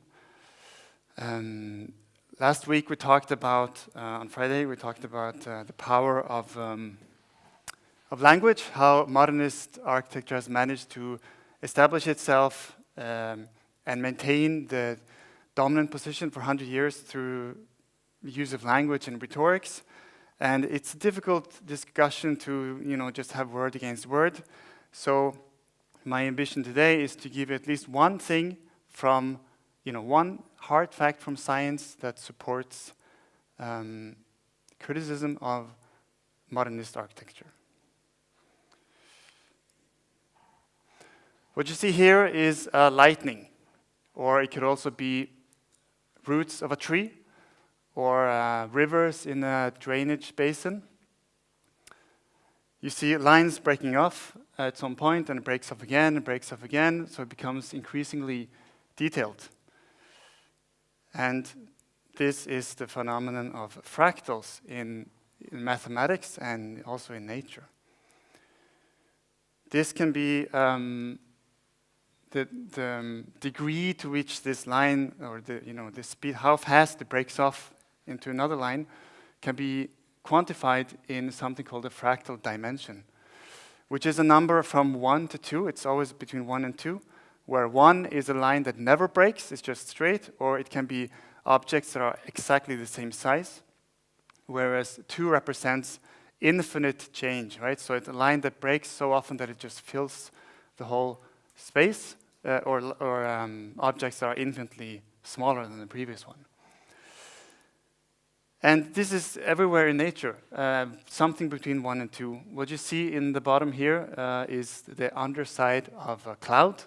It can also be treetops of a forest. It can be surface of a rock. And scientists have studied, or mathematicians have studied fractals in nature and found that it's surprisingly, there's a surprising tendency towards fractals being in the range of 1.3 to 1.5, everywhere, from molecules to planetary systems. There's the same physiological, geological, biological processes that govern nature, and you will find that, tendency everywhere. So nature is inherently rugged or bumpy, right? It's very seldom straight. And scientists have also studied human perception of fractals. Are there any fractals that are, more pleasant to look at than others? And there are. I've studied neuroscience, so that's sort of my background here today. There's environmental psychology on one side, and there's neuroscience on the other. You can ask people what they like. That's one method. You can also use a lot of methods like, scan the pupil dilatation, skin conductance, heart rate, brain imaging. There are so many tools to determine the experience of pleasure. And scientists have found that the fractal dimension it's most comfortable for people, that generates pleasure in people, is between 1.3 and 1.5. Which is not a big surprise, right? Because we are, through evolution, adapted to functioning well in this environment. So it's only natural that that's what we find, beautiful. And this you can also do with, any kind of built or natural environment. You can do a digital image analysis of any scene or any, environment, and quantify the fractal dimension of that scene or environment. And scientists have studied non-modernist architecture across, time and place. And look what they found, that, they have fractal dimensions that are also around 1.3 to 1.5. It's also not a surprise, because that's how the evolution of architecture has been, right? So it says non-modernist architecture, because modernist architecture will be closer to 1, which is, entropy, or, lack of energy.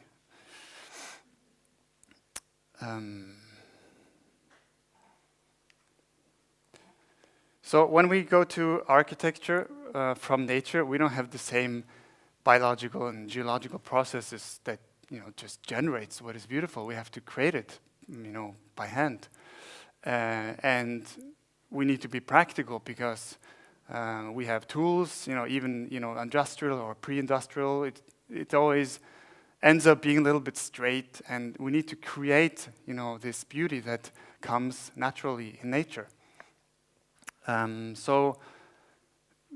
Basically his history of architecture is an evolution in how to mimic the ruggedness and bumpiness of nature and the structure and the hierarchy that you find in nature. In a way, in architecture, that's also, possible to build and with hands, and it's fits with the society of that time and whatever it needs also to comply with. So, like this building here, typically you can see it's divided into 3, and then the wall is maybe divided into window and not window, and maybe columns, and then the window is then subdivided into smaller parts, and then all the way down to the screws. And there's like a great hierarchy of details from the screws to the roof, right? And everything is organized details on many levels.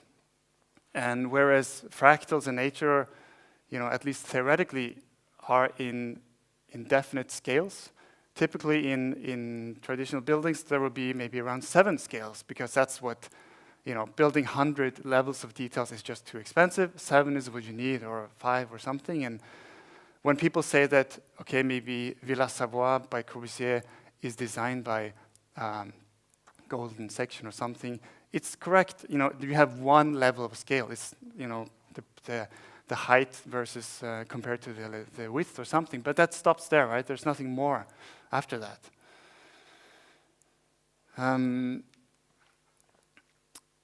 There's a substantial research in especially environmental psychology, also neuroscience, the last 30, 40 years, which is just ignored by architectural community.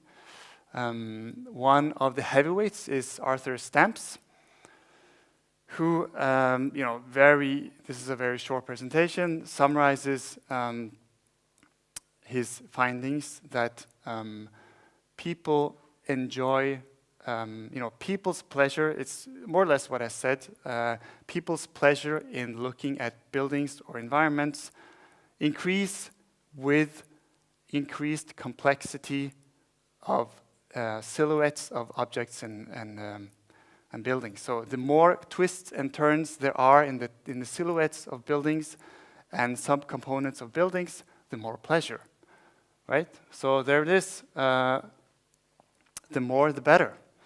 Or to put it another way, less is not more. Less is maybe just less.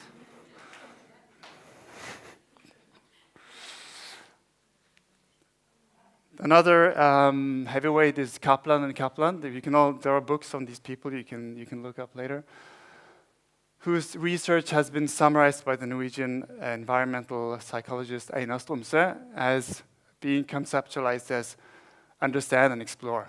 That all these levels of fractals or details allow you to understand what you're looking at and to explore it. So yeah, you can see there is a roof on this building, then it relates to the sky, it relates to the top of the trees, you know where we are in the world compared to stuff on the ground where there's an entrance door and stuff that relates to the street.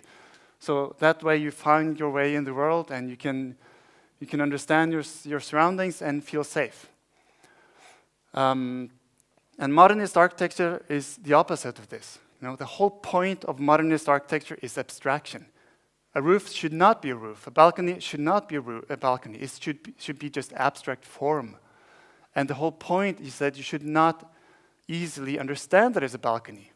It should be an abstract experience of form. So we can see it also in these everyday objects, all the stuff you get for Christmas, these square pepper grinders that you don't know how to put the pepper in or out of this thing. Or the soap dispenser you got for Christmas the year before that, where you don't know where to put the soap into it or get it out of it. These are like over-designed objects based on these ideas of abstract form. The object is not telling you how it works, how you put pepper on the food. So I just wanted to use this facade and run through how does it look like when we just strip off these useless, unfunctional fractals. So let's take away the cake decoration. It looks like this. We can take away the mullions in the windows, so we have a better view of the modernist building across the street. We can take away the roof eaves or the extension beyond the facade, because why would you prevent rainwater from running down the facade and grow into fungus around the windows? That's the expression of our times, fungus around the windows. And, material on the roof should be the same as on the wall, because it should be one abstract form, and you should be able to see all the bird shit on the roof. That's honest, right?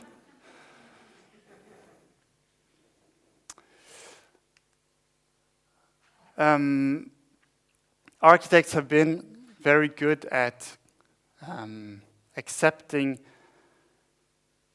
irrefutable scientific evidence of climate change and adapting that into architecture quite strongly.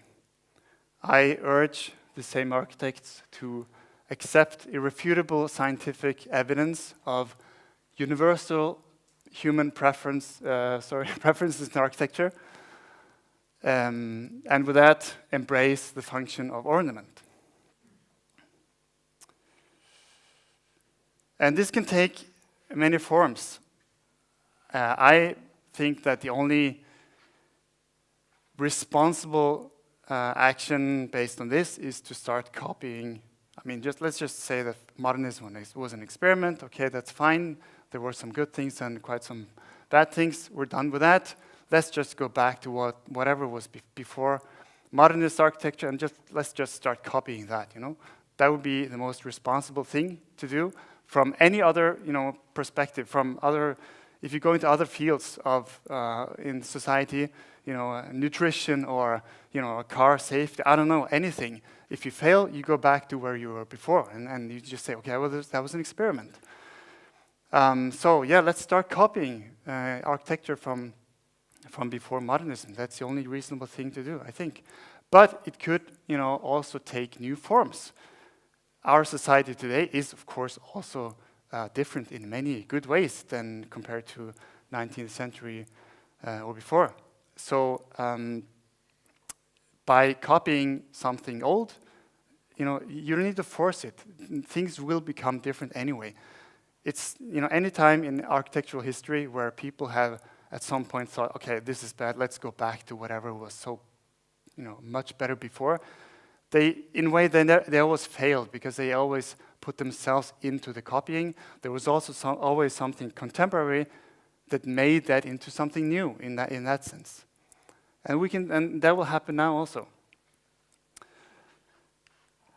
Modernist architects always say that it's a pity to, leave behind the design freedom of modernist architecture and go back to copying and because traditions are so rigid and fixed, it's not creative. But I think it's completely the other way around. After I've managed to break free from modernist thinking, I only experience freedom, a new freedom of design. You can really do what you want, anything. Thank you.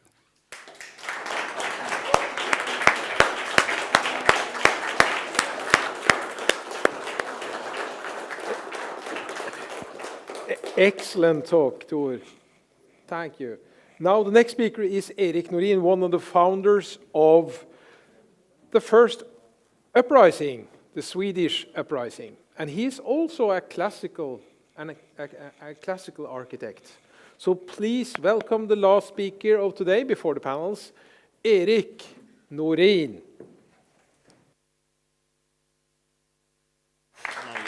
Okay.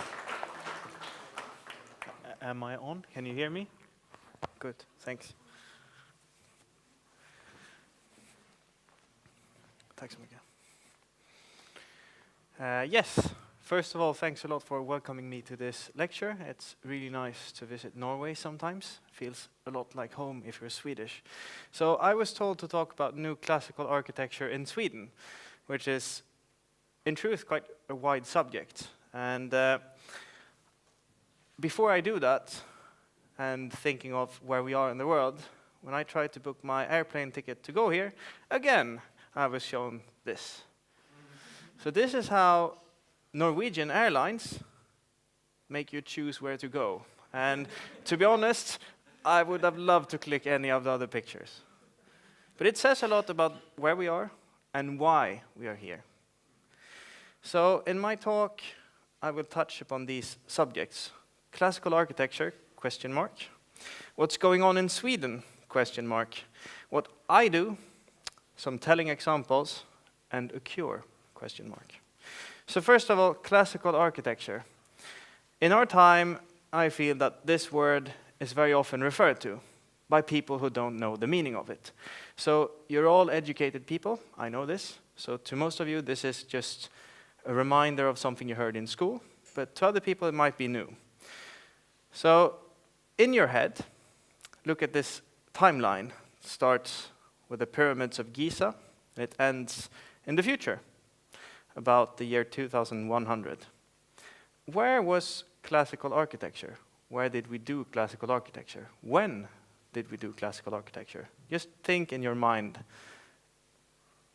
I would say it's a dominant general architecture ideal from 900 BC until quite recently. And that says a lot, because we haven't, as a species, been building that long. So this is most of the things we've been building since we started building. Therefore, it's very important to what we build today.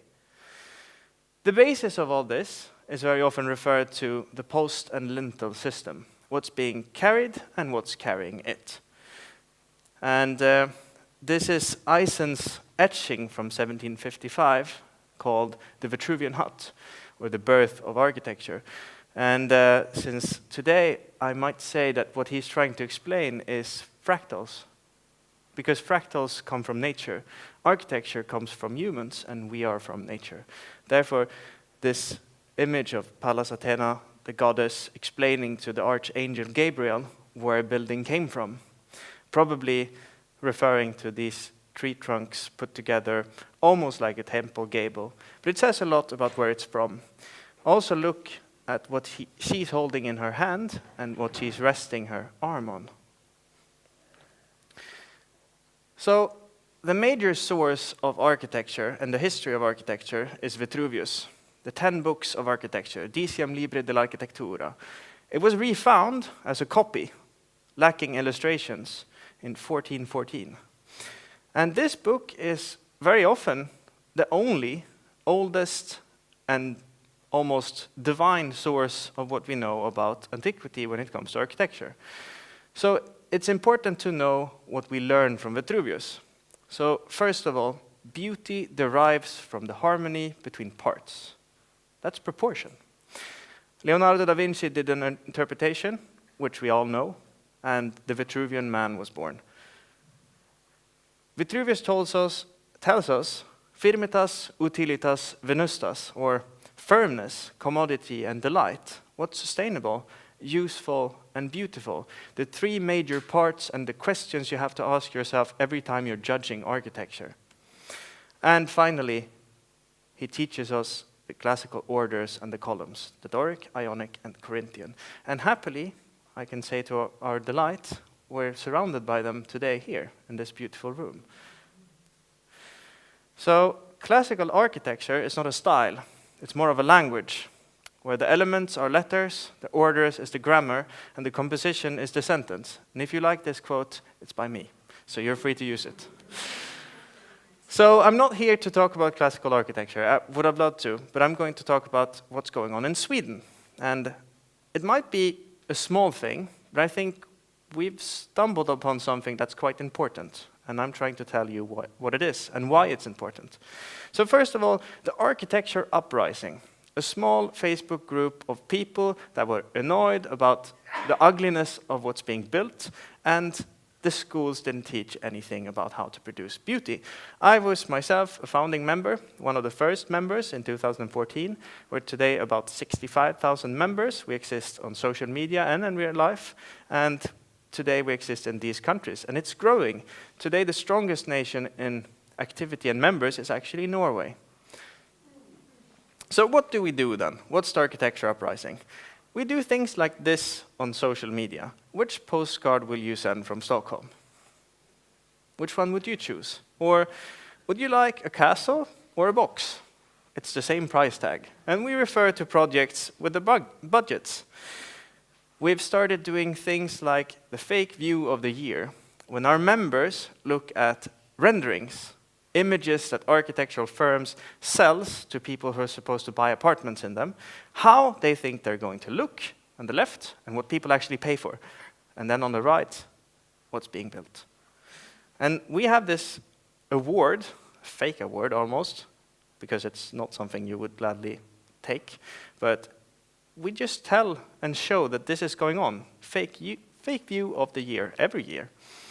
And we have competitions like, what's the ugliest building in your city? And what's the most beautiful one? Which of these boxes do you think represents which? But what we do is nothing new.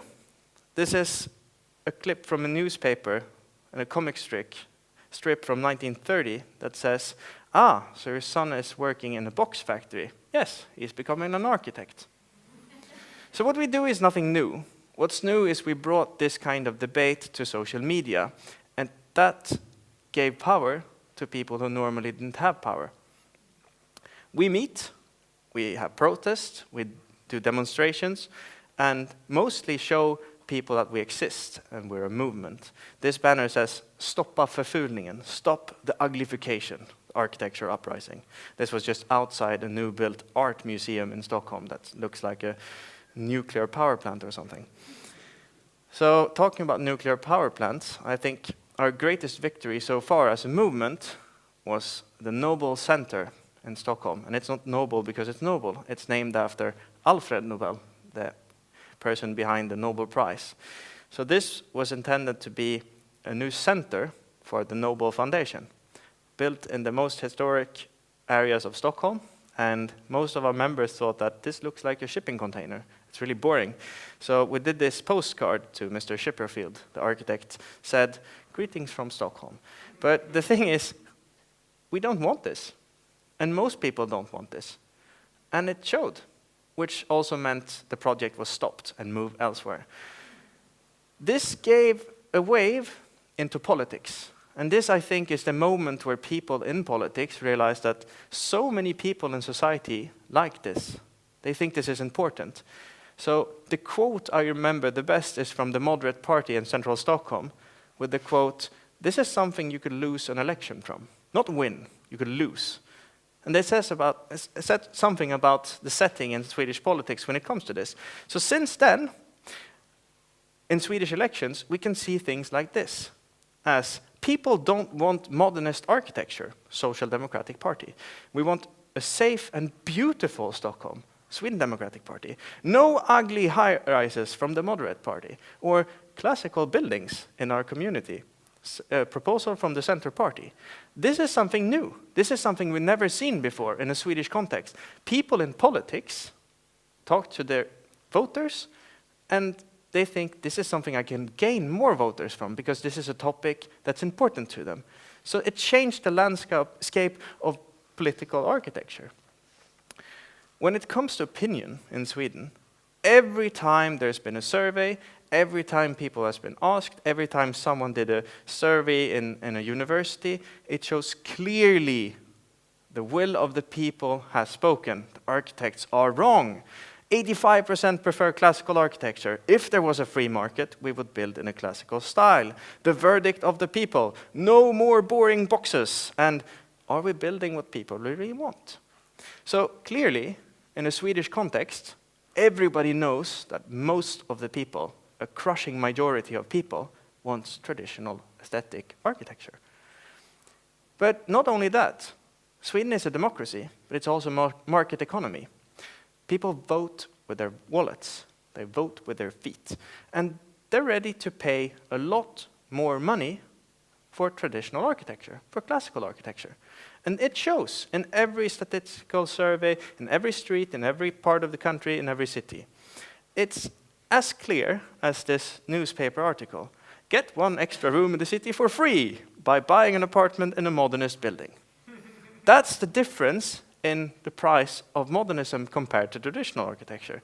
So we know then that people want this, and they're ready to pay for it. So then, what do? I'm actually a practicing architect myself, so I thought before I go on to some telling examples, I'll just show you some things I like and I'm trying to contribute in this cause. So this is a building quite close to my hometown in Sundsvall. It's an industrial forest region, and this building is kind of a celebration to the forest industry. So we've been looking into timber shipping and paper making together with Greek kind of traditional aesthetics in wood. So this is a gable pilaster, and it's a reference to a frieze, an architrave, maybe a cornice if you look to the roof line. Quite simple, quite industrial, but something I like. This is from a private house, also in wood. Just a reference to a temple gable, a small, elegant little square pilaster marking the entrance of the house. This is a private house as well in my hometown. Quite small, but still very traditional, and it refers to traditional aesthetics, local aesthetics, in a local material. So then, let's give you some telling examples. And these are not perfect, but it says a lot. These processes in society says a lot about where we're going and what's happening. So the first one is north of Stockholm in a municipality called Upplands Väsby. In 2019, the leading political party and their leader said, I want to ask the people in our city, what kind of architecture do they like? So they made a survey asking people.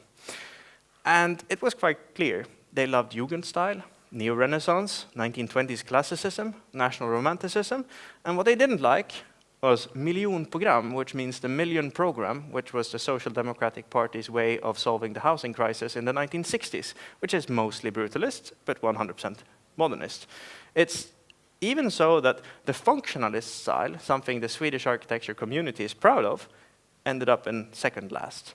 So the politicians in the community said, next time we're building something, it has to be in some of these four styles. So they had a great competition. This area is mostly modernist, but it's very central in this area. So they chose 6 proposals in the competition, and they let the people living there vote for which one's getting to build. Me, myself, and my firm, we did this to contribute. We didn't go to the finals, but it was our proposal of something that could have been made in this modernist suburb of Stockholm. This is from the Architecture's magazine in Stockholm, saying architecture with a political explosive power. This was what it meant to the establishment of architects in Sweden. It was something of an explosion.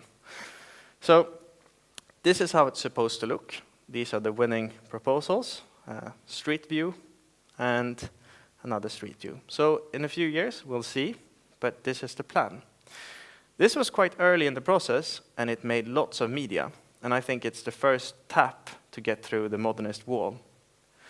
Second one is from Nacka, also close to Stockholm, competition from 2017. Nacka is developing hugely with a new metro line, and all these purple, red, and black squares are supposed to be new buildings. The red one, numbered 1, was supposed to be the first block built in this new city. You could see it in the black oval there. So this news article has the headline, most points, but didn't win.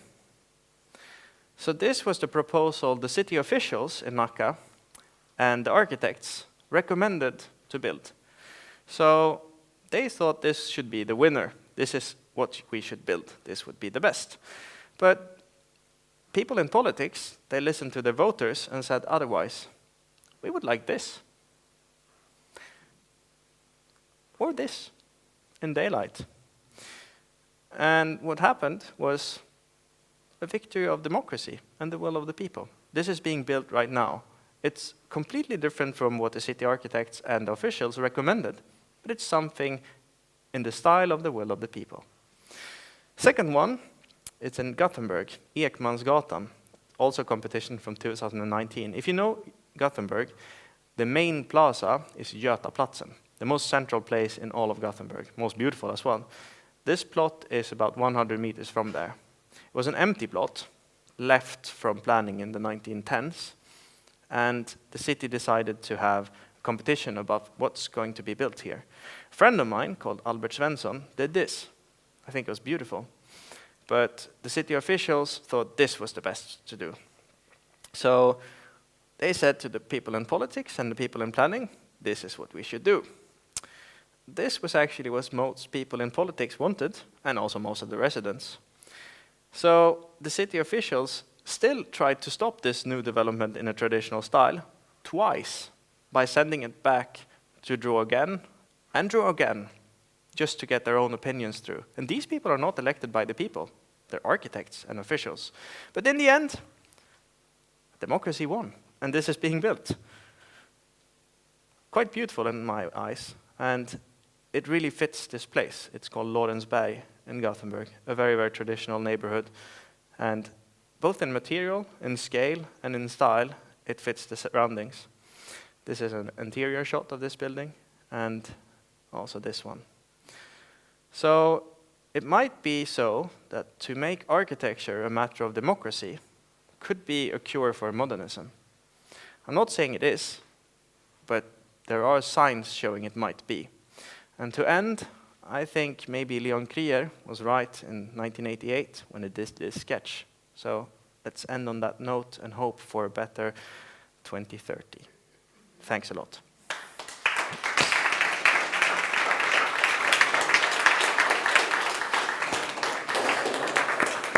Thanks a lot, Erik, for this wonderful talk. Now we'll have a break and come back and plan the panels.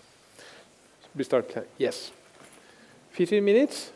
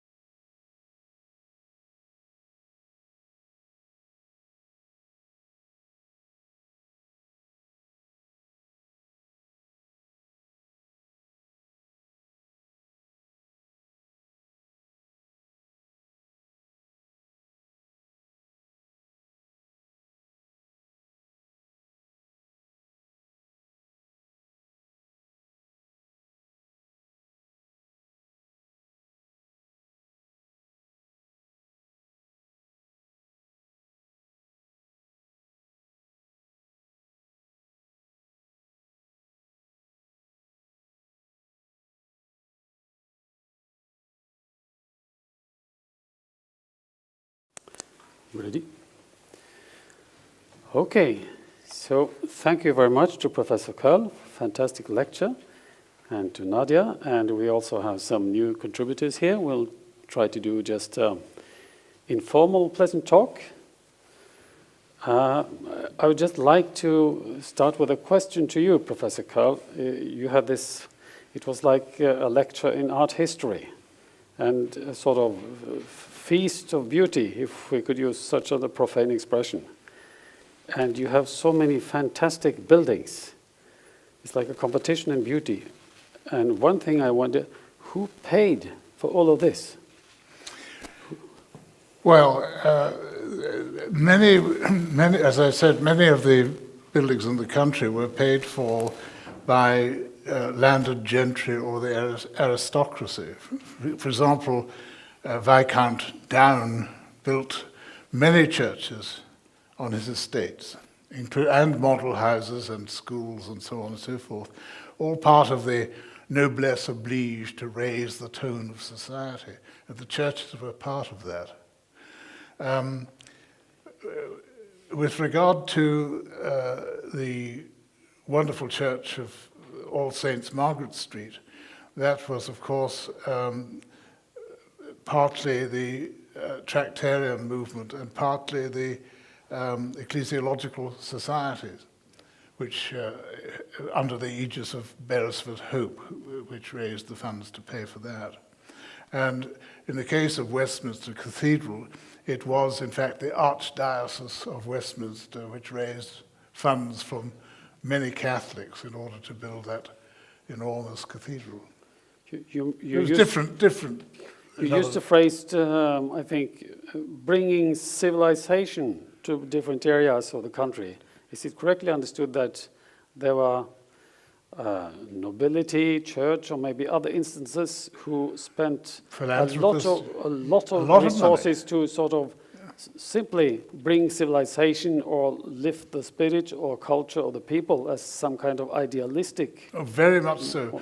For example, the church I showed by Pownall in the East End of London, London Docks, with the wonderful, glorious interior, that was part of the Anglo-Catholic attempt to civilize a part of London that was virtually lawless.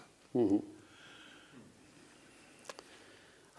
Then I have a question, which is perhaps for all of you, but if we can start with you, because you introduce, at least in my version of your book, you introduce with a quote of Pugin. You also mentioned it in your lecture. He indicates that there has been a decay of style taking place for about 100 years in his time. So I just wonder, we spoke of modernism a few days ago, but is there more to this than just the last 100 years of modernism? The problem was that numerous architects in the 18th century and the early 19th were interfering with medieval fabric without any understanding whatsoever, and some of them he labeled the destroyer. And he objected vehemently to this, and he therefore associated some of those practitioners with destruction and with paganism. But I think it's mentioned about 400 years, that is from the Renaissance approximately. Yes, he thought Gothic was the only answer for a Christian country. The Vatican didn't agree with him. Mm-hmm. Okay, I will just pass on this question to the rest of the panel, please, Arne. Yes, well, I know another discussion before the modernists that was about the way the planning and the design of cities was taking place around about 1800, and you had the discussion where Camillo Sitte criticized for the grid planning, which was insensitive and didn't fit into the older city. And he advocated for introducing the way medieval cities were planned into new planning. And that was quite a discussion before modernism. Mm-hmm. Yep. Nadia, do you have any views on this subject? I think I will pay it forward to Carl, if you have anything to add. Yeah. Is this working? Yeah. Okay. It's what came to my mind is how Victor Hugo, how he complains about the architecture in his time, how that really has dropped in quality, and it's almost ironic to read that nowadays. But although I don't know the exact architectural historical details of it, since my background is in philosophy, the precursors of the modernism in architecture can be traced at least further back in philosophy than when it started or when it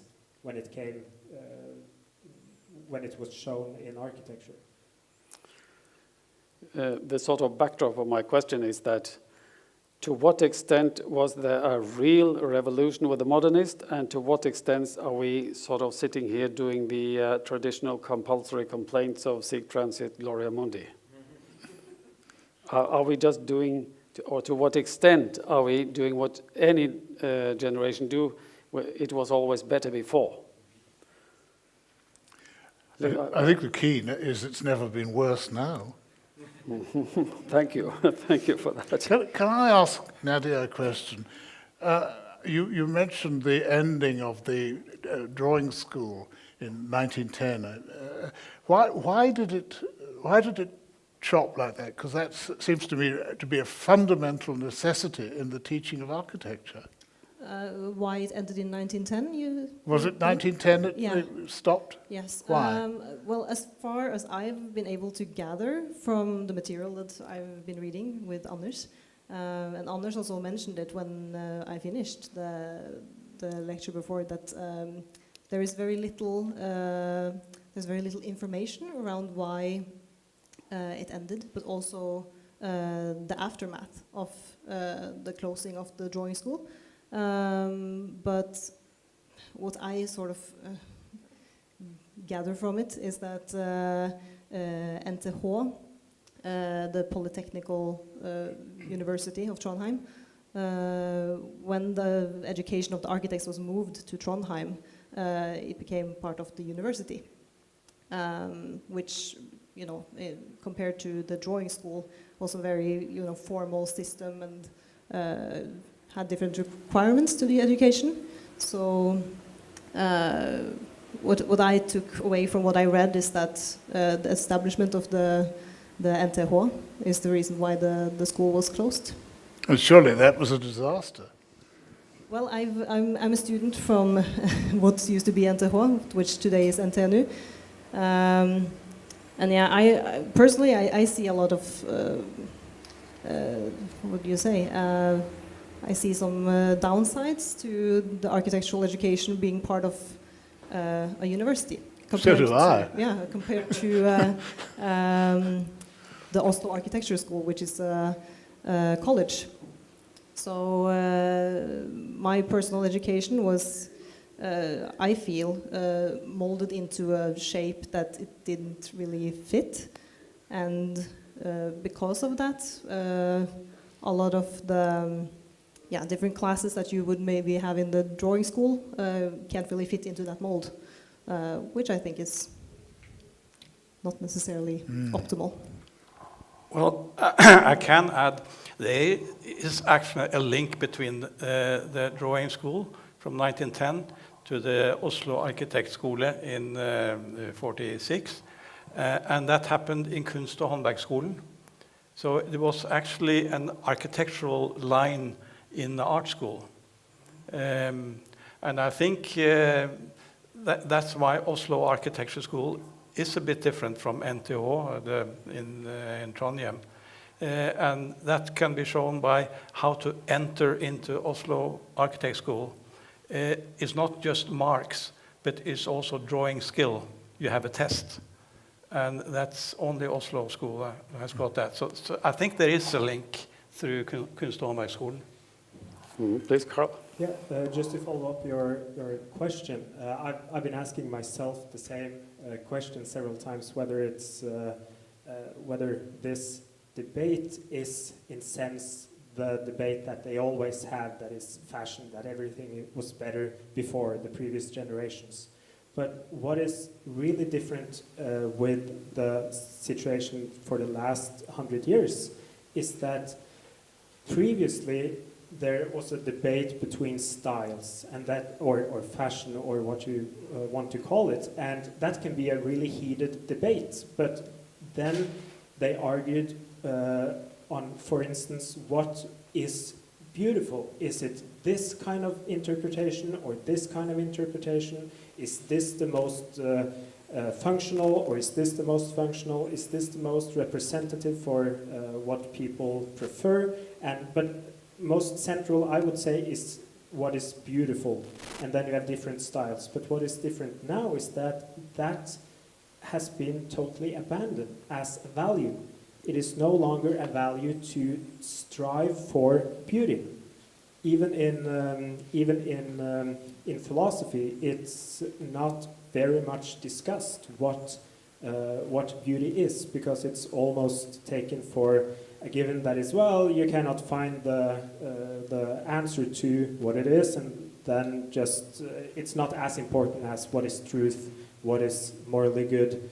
Beautiful is, it's not as important, and that is what really makes this debate different than in previous generations, I think.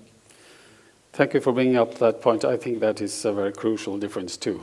We used to strive for beauty, and then we started to strive for something else. But then if we spin a little on that theme, beauty, which I think we will connect to several times here, you mentioned what is beauty, and they are not able to explain what it was or what it is, and we still are not really able to explain it. And the question sort of becomes, is it definable? Is it something that we can explain or define, or do we have to resort to sort of give examples or hints or rudimentary descriptions of what this is? If we take as a starting point, we had from Thor something about fractals, and then sort of it suddenly becomes quantifiable in a way. You could say, yeah, this is beautiful according to some kind of algorithm or formula. Maybe somewhat similar to the sort of standardized Chablon architecture that you had in the 1800s. Is the new science that we have now, science apparatus that we have today, could that add anything to the understanding of beauty compared to what we used to do when we built all those churches that you presented? Do you think sort of a way to the future goes through modern science? Have you anything to say to that? I don't think it works through modernism at all. I think modernism, by its very nature, has eschewed beauty,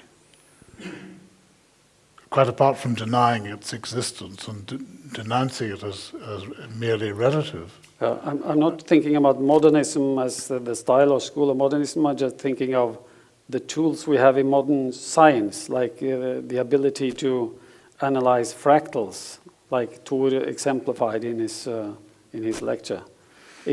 Would this be valuable to our discussion? Well, I have heard some of my mathematician friends talk about beauty in mathematics, in pure mathematics. I'm not sufficiently competent to discuss that myself, but from people I respect, I've heard that from them, and so presumably it's taken into account in those circles. Do you have an opinion on this? Well, if you include science, or if you include medical science into this, I think it is very much a health problem. I think it's been proved that beauty has contributed to good health. And people that travel to beautiful places to be on holiday and to regenerate yourself and feel happy for a while till you go back and live in a dreary environment. So I think this proves that it's a health aspect in beauty, which is very important for people. Yes, and I think there have been studies by numerous people about how we perceive buildings, how we look at buildings, and the reaction in the brain to what gives pleasure or doesn't. So clearly there is some kind of link there that can be measured in some way. Do you have any opinion or view on this, about bringing modern science into it? Yes, I think it can be a useful tool, but I think the most important thing is to actually strive for beauty, and actually to acknowledge it as a value. And the question whether we can really define beauty, that's at the core of all philosophical questions. Can you define justice? Can you define what is truth? But we still discuss it. Although people have different practices of justice in different cultures, that doesn't mean that we just say that relativism is the right way to go. We can acknowledge that there are different cultures, and let us try to find what is justice. And the same should be done in beauty, that there are different tastes, but as long as we acknowledge that there is a value that is called beauty that we strive towards, we can, I think modern science can be a useful tool, but I don't think that's the solution alone. It needs to really be strived for. And some find the answer in Gothic architecture, some find it in other kinds of architecture, and that moves us in the direction of the beautiful. And just a very short, just a very short addition on that is that, for instance, politics today. We are a very political society, that we discuss politics every day, although we're not politicians.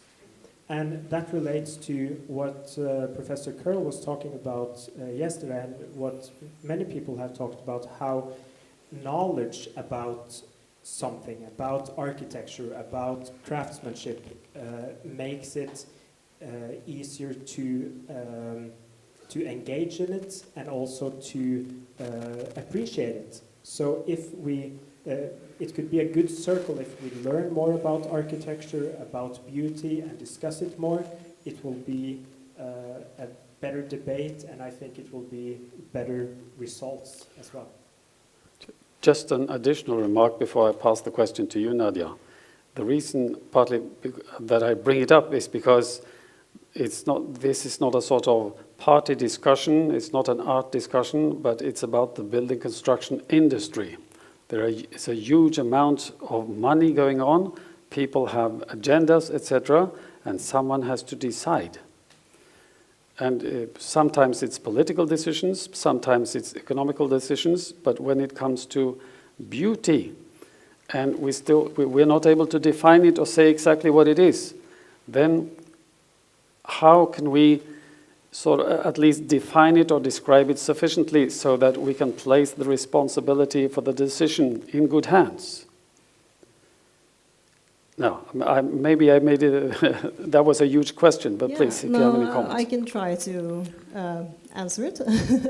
But, I mean, as an architect, not really practicing architecture at the time, but I completely agree with what Carl was saying, that if you don't have a language for beauty, then it's harder as the sort of the person in the role as the designer.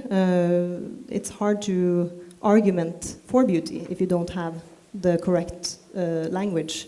And I think a lot of architects, but also, as you were saying, the people in charge, utbyggere, not sure what the English term is. Developers, thank you. I think both architects and developers don't have the sufficient language that we need to be able to discuss these things. And if you can't discuss them, then how are you going to put them into action? So Henry Hope Reed discussed this. He deplored the discarding of a coherent language an alphabet, a grammar, syntax, all that in architecture. And he said, in fact, what has happened, it has become poverty-stricken, empty of meaning. And I'm afraid that's at the essence of it. And is not that emptiness of meaning connected with loss of beauty? When it comes to the developers, I think it's only one language they understand, and that is economy. And but that can be used as well, because, for example, in Berlin, the Patschke architects, they have built 600 buildings with traditional facades, and they have proven that their clients get higher rent from these buildings than the modern ones. So I think that's a language that developers will understand. So we just have to get some examples in Norway to prove this, and then we can get developers and politicians to start appreciate beauty through money.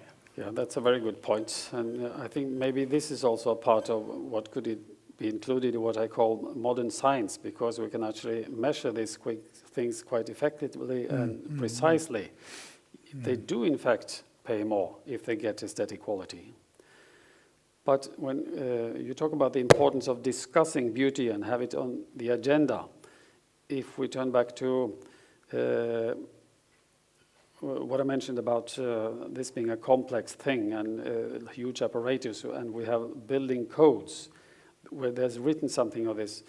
Our first building code in Norway was in 1827. That was the city law of Oslo, where we are now. And they had a paragraph, sort of beauty paragraph there too.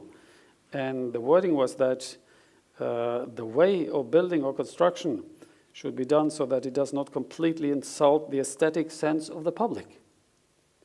That was the law text. You shall not offend the aesthetic sense of the public. And this was, of course, not more than 30 years after Kant wrote his critique of judgment. So this was another frame of looking at it, assuming that an aesthetic sense was something that people had, at least those who could read and write laws. And according to Kant, this is more like, at least if this exists, and you cultivate it, you acquire some sort of collective agreement in society of what is good taste or beautiful. But if we now switch on today, then would it be a severe problem that our schools today are almost deprived of aesthetic education? Yes, people have been desensitized as well. Specifically, if you look at how adult people draw, most adult people draw like 10-year-old kids because they stopped drawing when they were 10-year-old. And if we go back to what the point you made about the importance of having a discussion, is it possible to have a discussion about this, or do you have to educate a whole generation first, or how could we approach this? I mean, is it so systemic, the whole thing, that we have to start from scratch and go through the whole school system and reintroduce aesthetic science or subjects in school? Well, to be quite honest, I think people have a much better sense of aesthetics than you indicate. And that's shown that if you have a local democracy or local participation in projects, people make very sensible aesthetic choices. The problem is that architects won't produce what they want. So I think if you get participation in projects and in planning, I think beauty will emerge. I think it's still people know what they like, and they make these choices. So I don't think really it's the public that's a problem. It is the architects. Please. Well, I work as a color consultant in my daily job. And I noticed that one of the things that a lot of our clients are very confused about is, I don't know what I like. I don't know what I want, and please can you help me choose the colors for my whole house or apartment. So what I sort of find is that a lot of people are afraid to take a stand and actually, choose the color that you like on your wall because you're afraid that maybe you're making the wrong decision, or and all these decisions are becoming very scary and big because what if you make a wrong one, and if you make the decision that feels right for you, maybe someone will think that maybe you have bad taste or something like this. So I think I agree that I think people have better taste than what we give them credit for, but I also think a lot of people need help to know what they like, in a way. Well, yeah. could I just comment on that? I think people are scared of really saying what they want, because they're scared of being sneered at, smeared by the experts, by the architects. Quite, yes. Terrorized. So they're not really, they daren't really show what they want. And they become very unsure, and they want to leave it to the architects then. Yeah. Any more comments on that? Just the fact that we have seen the debate climate in Norway change quite extensively after the last 2 years when the architecture uprising has exploded in growth, because then discussing aesthetics and saying what you prefer has become something that I think people see that, oh, I'm not alone in this, and it's actually, I have some support when I say I don't like this modernist building. So I think very much has to do, when it comes to the public, very much has to do with norms to make it acceptable to show one's view. But then again, I think education is really, really important when it comes to the professionals. And your talk, Nadia, shows how much influence a school that started really small can have on a whole nation, and also how that can transfer into other fields and make a really revitalization of it.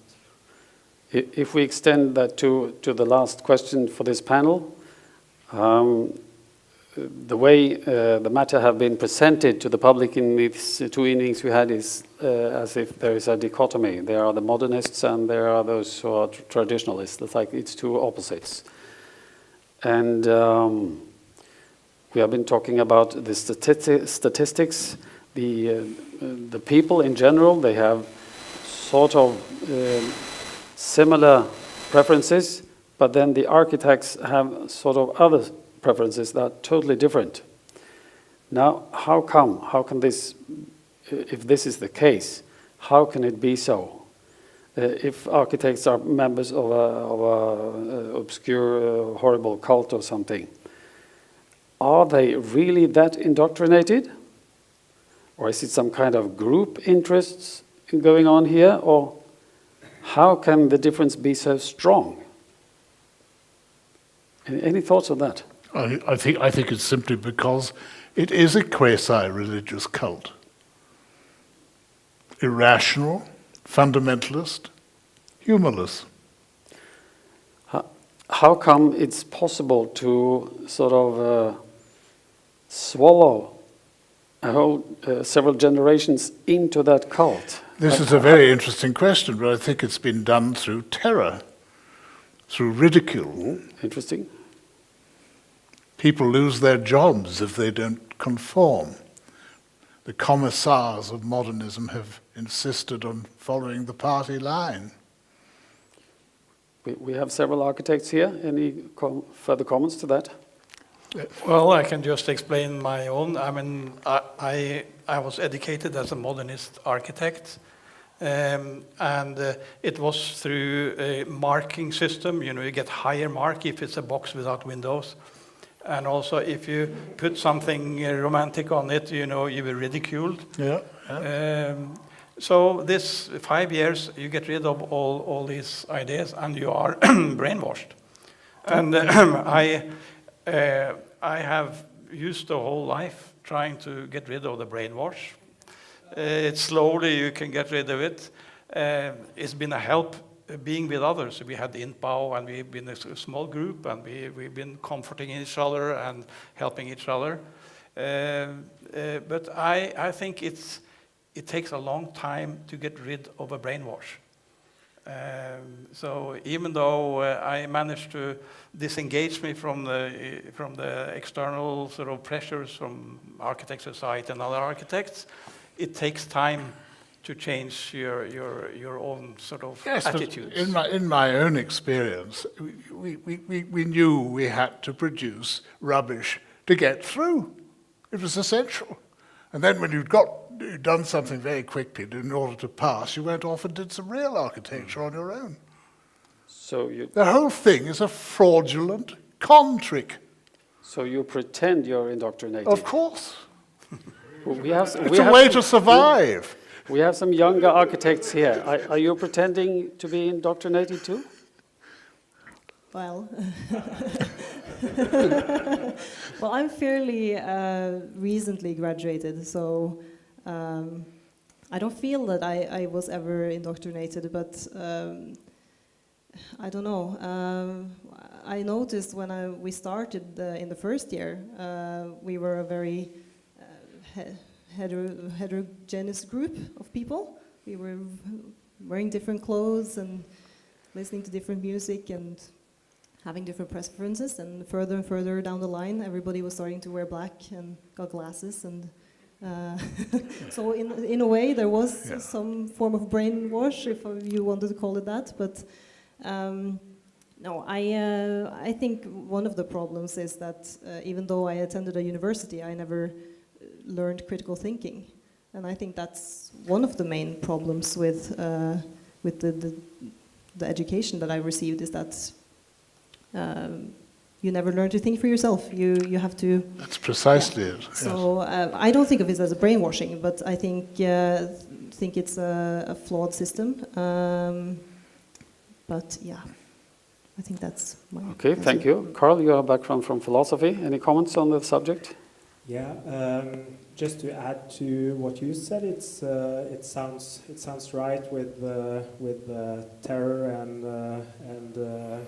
and trying to fit in, but also I would say I think one reason too is that as we talked about, that the knowledge of aesthetics has been decreasing for decades, and then when the knowledge on aesthetics becomes so low that, or at some point it becomes so low that it's easy to mix with other fields. So to me it seems like very much aesthetics is mixed with politics, society, that for instance we have become globalized, and that mixes into architecture or to aesthetics.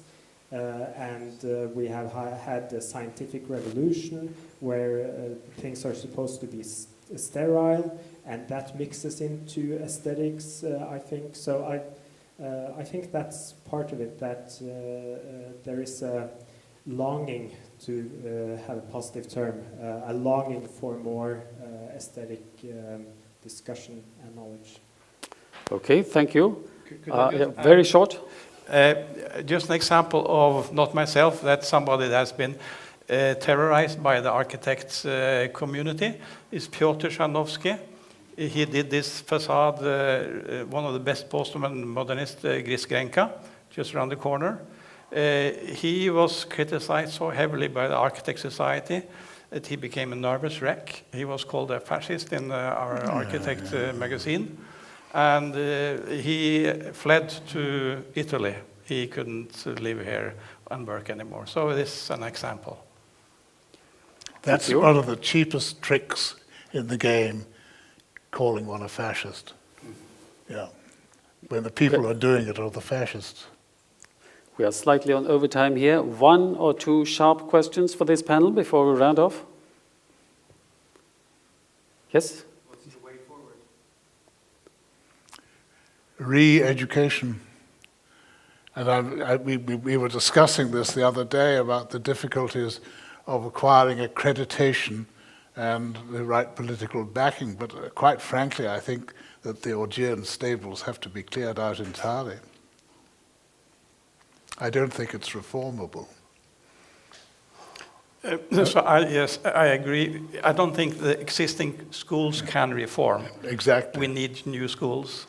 And I put out some brochure. We try to create a new school here about nearly 10 years ago, an EU project, a school that was based in 5 countries in Europe.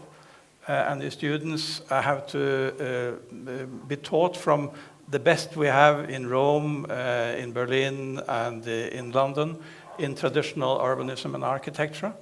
And they would have to work in these countries and learn to produce architecture and urbanism that fits in the region. I think we need something like that. And I think that's the way forward, to start creating schools and attract the people that's willing to work in this way. Yeah, I agree entirely, yes. Okay, so total reform of the education system and new schools. That's food for thought. I say thank you very much to this panel, and then we will just make a quick switch. I'd like to stay.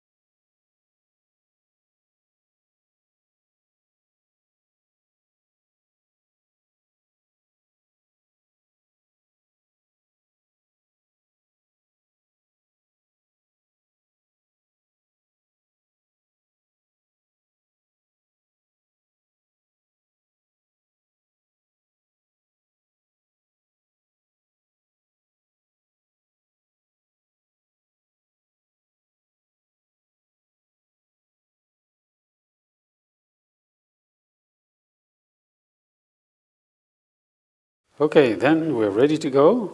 I think we should change the subject slightly, but I don't want to leave completely what we're just discussing. For example, we were talking about, so Erik, you talked about statistics, 85% of the population wants classical stuff. And I thought maybe if we are in a sort of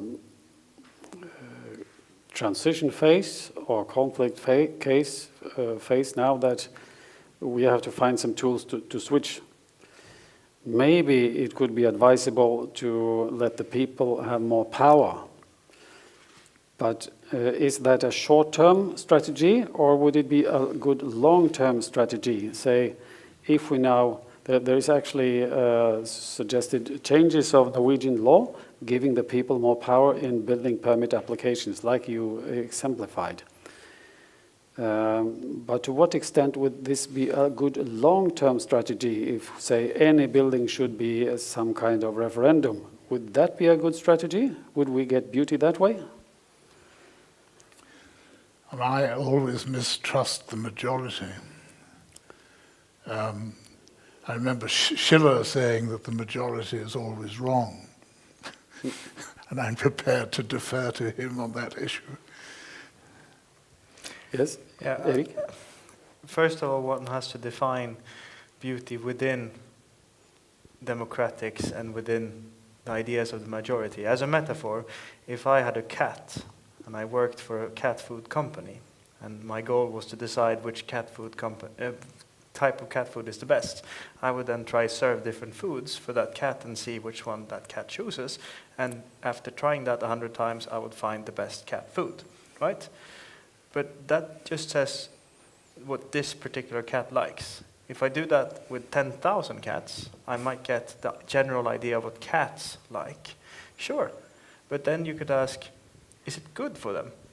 And when it comes to discussing ideas and opinions and what people like in architecture, I think one has to zoom out and think about the greater picture.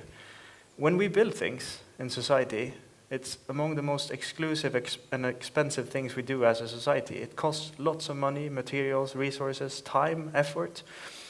And very often the things we produce today outlive us. Our next generations, our grandchildren, will have to live with those things. So I think in general, it's better to think about what we leave behind as a society. And I would like to refer to Vitruvius once again. Utilitas, venustas, and firmitas. Is it useful? Is it good? Does people like it? And will it stand the test of time? If you answer yes to those three questions, I would say you're on the right path. Mm-hmm. I think there's a certain danger in putting all the eggs in one stylistic basket. As I was saying the other day, I think that the same criteria for architecture that actually works can be found in different styles. And I think that the essence, as I was saying then, is gravity. And it works for Gothic, it works for classical, it works for Rundbogenstil, it works for many things. It does not work for things like deconstructivism. Quite correct. Tord, do you have any remarks on this democratic issue? Yes, I think that the overarching idea of democracy deciding architecture through democracy is a good idea, but that's not to say it needs to be direct democracy.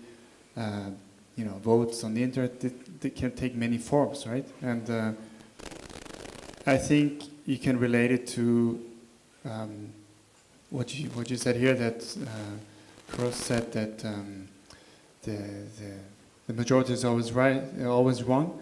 There's always this issue of your field, the expert knows something, right? That society, people, don't know.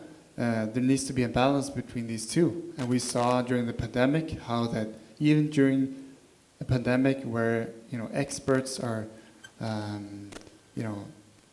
telling how things should be, there's always politics and, mixing up with it, and there's other interests and people's emotions. It's always a balance between all these things. It can't be either this or that. And fundamentally, it will always be that with architecture too. There needs to be a democratic component, there needs to be an expert component, and the balance is hard to be very absolute about it. It's something that develops over time, but I think we can agree that now it's a very elite, very expert, except that experts, they don't have any science or anything behind their decisions. So if we just short-term, democracy definitely, long-term needs perhaps more balance.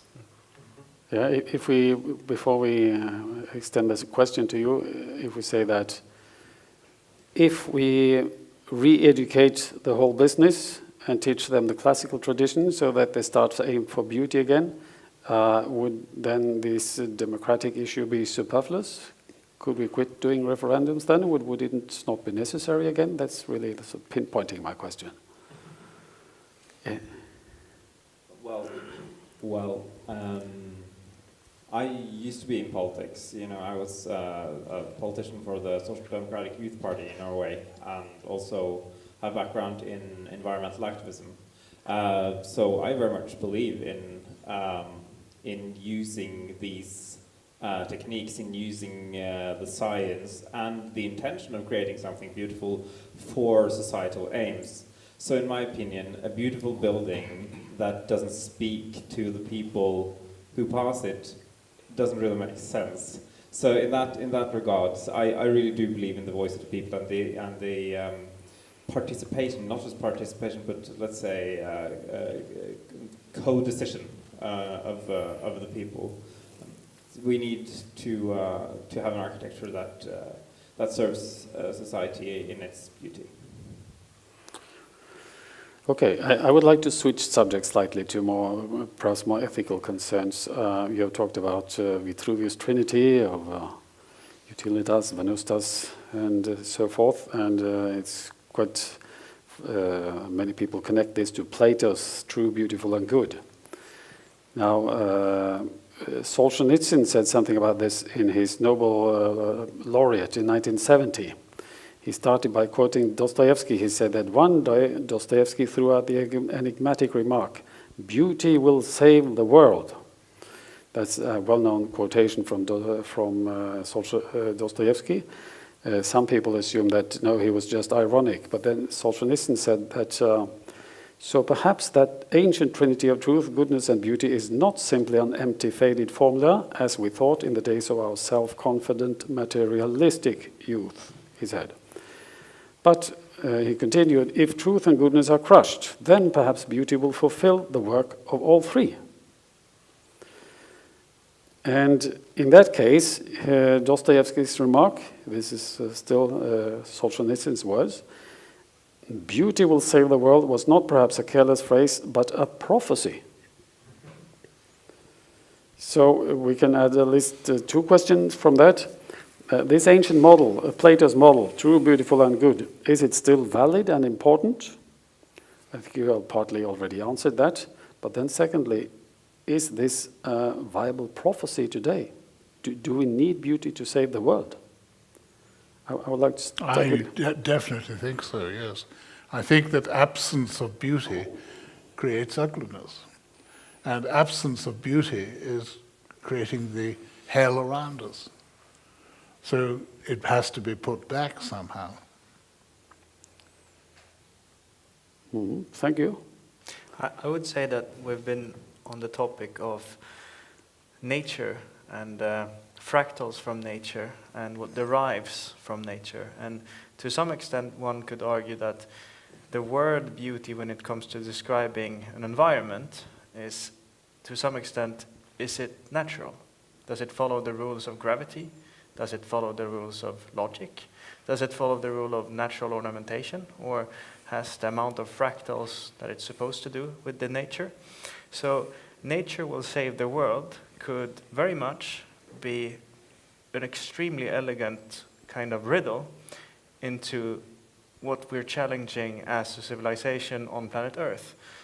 Some say that we're destroying our planet. Some say that human development is actually causing our planet to die.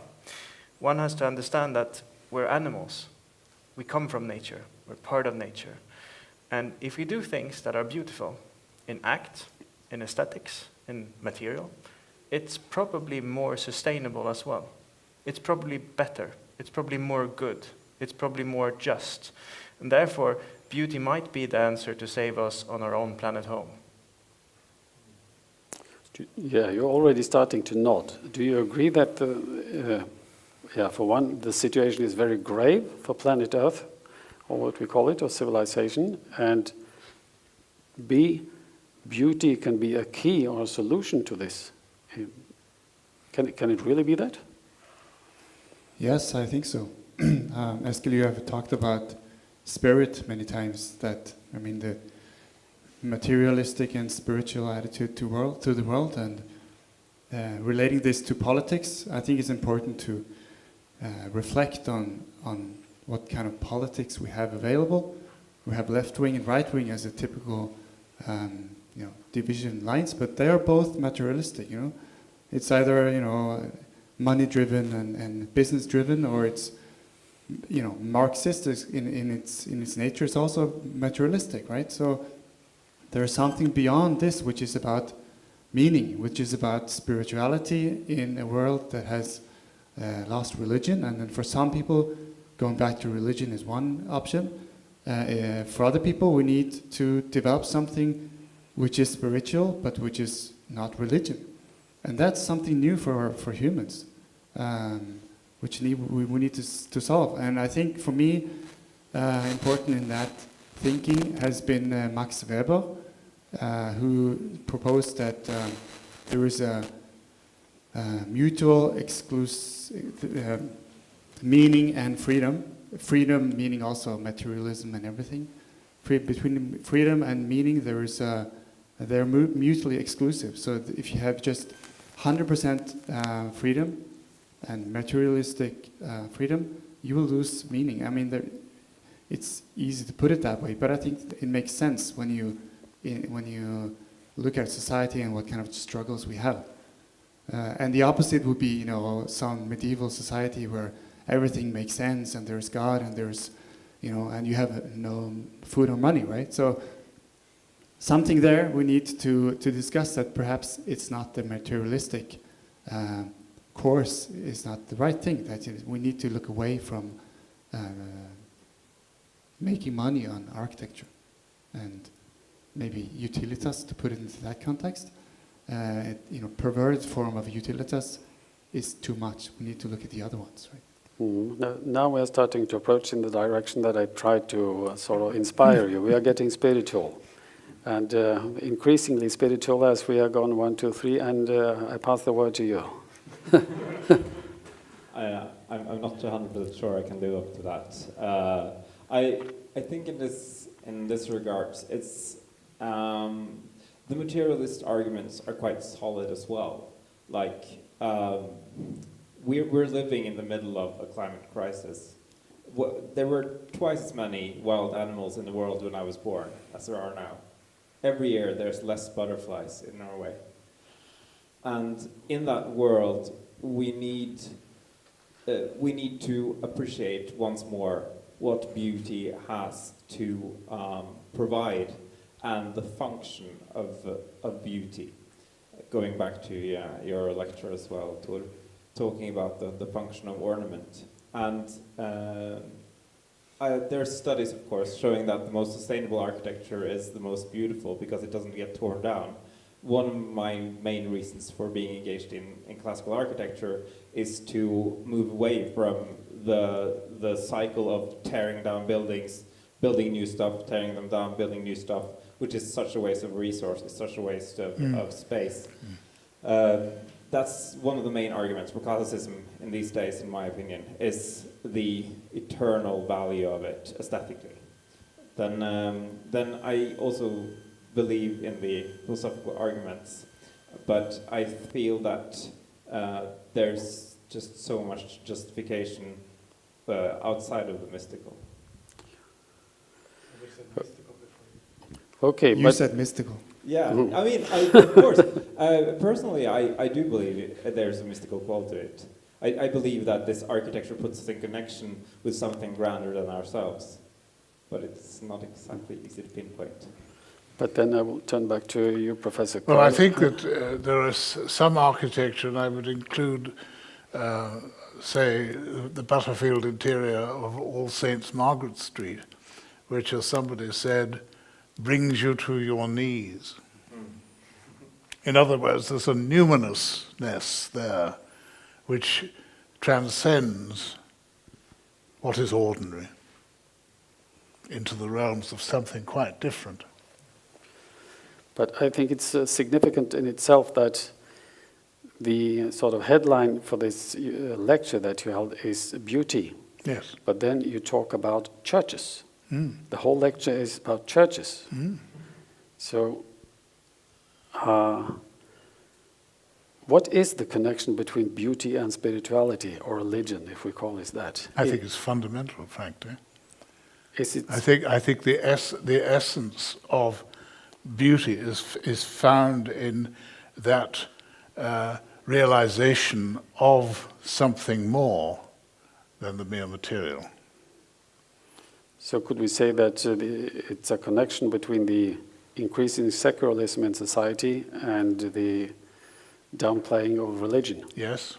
And also the lack of beauty? Yes, I think so.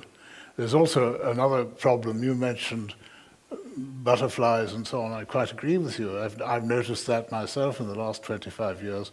Fewer slugs, snails, birds, foxes, hedgehogs. But there's one thing that nobody ever dares mention: too many people. That's the elephant in the room. Okay, we are approaching closing time. I think we had a very nice and fruitful symposium here for a couple of days, and we have some half private arrangements in between. But if we look at what we did on Friday and what we have been doing today, what would be the main takeaways, so the main benefits of what we have talked about here? What could we learn? Talk about it. Yeah. Make discussion about architecture. Next time you're at a dinner party, ask your dining guests what they think. Next time you're at a bus, next time you're traveling, every time we can, we need to bring this subject up because it's something that concerns us all. Yes. And we're sadly extremely bad at discussing this. It's like in a previous lecture that Nadia said, her clients, they don't know what they like when choosing colors. And I myself has the same kind of experience with my clients. We talk and they always say, I'm not really sure what I want, I'm not really sure what I like, couldn't you do something? And I present a sketch and they know exactly, no, not that, not like that. So it's actually easier to ask people, what don't you like? Because it's so easy in this social context to say, I don't like that building, I don't like that building. It's such an easy thing to do, and there's no stigma. But saying, this one, that church over there, or this school building over there, or this small hut, I just love it. I don't know why that is, but it feels like, and in every social context, saying you like something is a more stigmatic risk than saying you don't like it.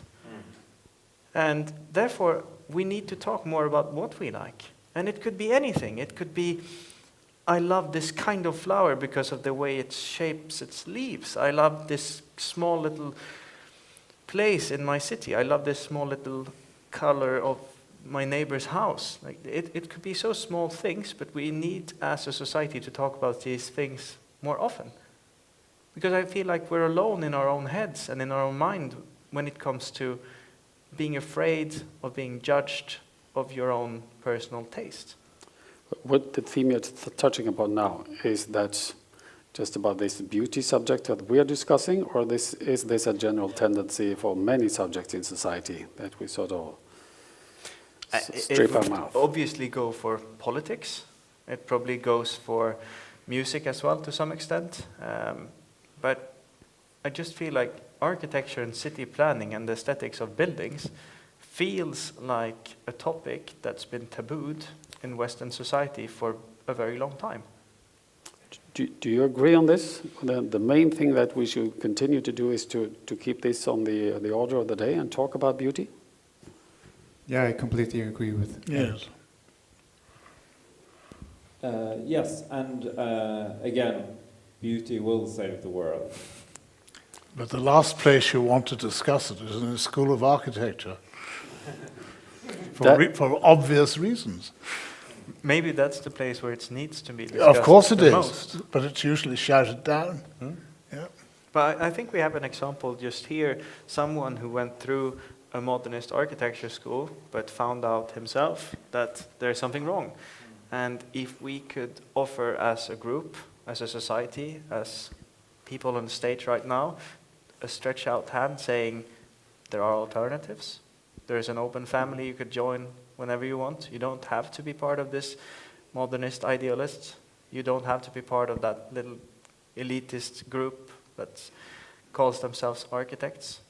So to some extent, it's even more important to talk about this with those people, especially the young ones, people who just entered architecture school, the people that Nadia said still dressed differently, people who didn't take on the black robes of an architect yet. Okay, talk to the young. I think I heard that before, but it sounds very, I think we're getting some very good closing remarks now. Do you agree? Is there one or two extremely sharp and quick, concise questions to the panel before we round off? Yeah, I have one. Mm. The architectures, Mike. yeah, I have one, not a question, but a central. So the one important figure at the architecture school in Oslo said that this seminar was very destructive. That we talk about beauty and ugliness. One should not have a seminar like that. It's a really bad track to follow. Yeah. This is dangerous. Yeah. There was no argument why it was dangerous, but they said it.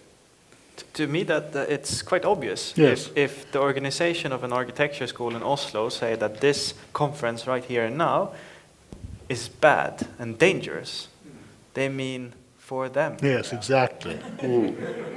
So you should follow the money and see who gains from this, who's got skin in the game. To me, it's an obvious thing to say. You mentioned that I'd used churches to demonstrate this. It's because I believe that in those 19th century churches, the very best of the genius of the nation was funneled. Because these are often works of sublime genius. And I've no doubt that some of those buildings are among the greatest ever produced in England. Maybe we should visit beauty too and not just talk about it. Exactly. Absolutely. Is there one more? Okay, I think we have got many pearls now from the audience. I would like to just close off with, you rounded off with a few words from Morgenstern. Yes. I would like to close off with just a few quotes from Khalil Gibran's book, The Prophet. He also talks about houses and beauty. And the Prophet says that, "Tell me, people of Orphalesi, what have you in these houses? What is it you guard with fastened doors? Have you beauty that leads the heart from things fashioned of wood and stone to the holy mountain? Or have you only comfort and the lust for comfort, that stealthy thing that enters the house a guest, then becomes a host, and then a master?"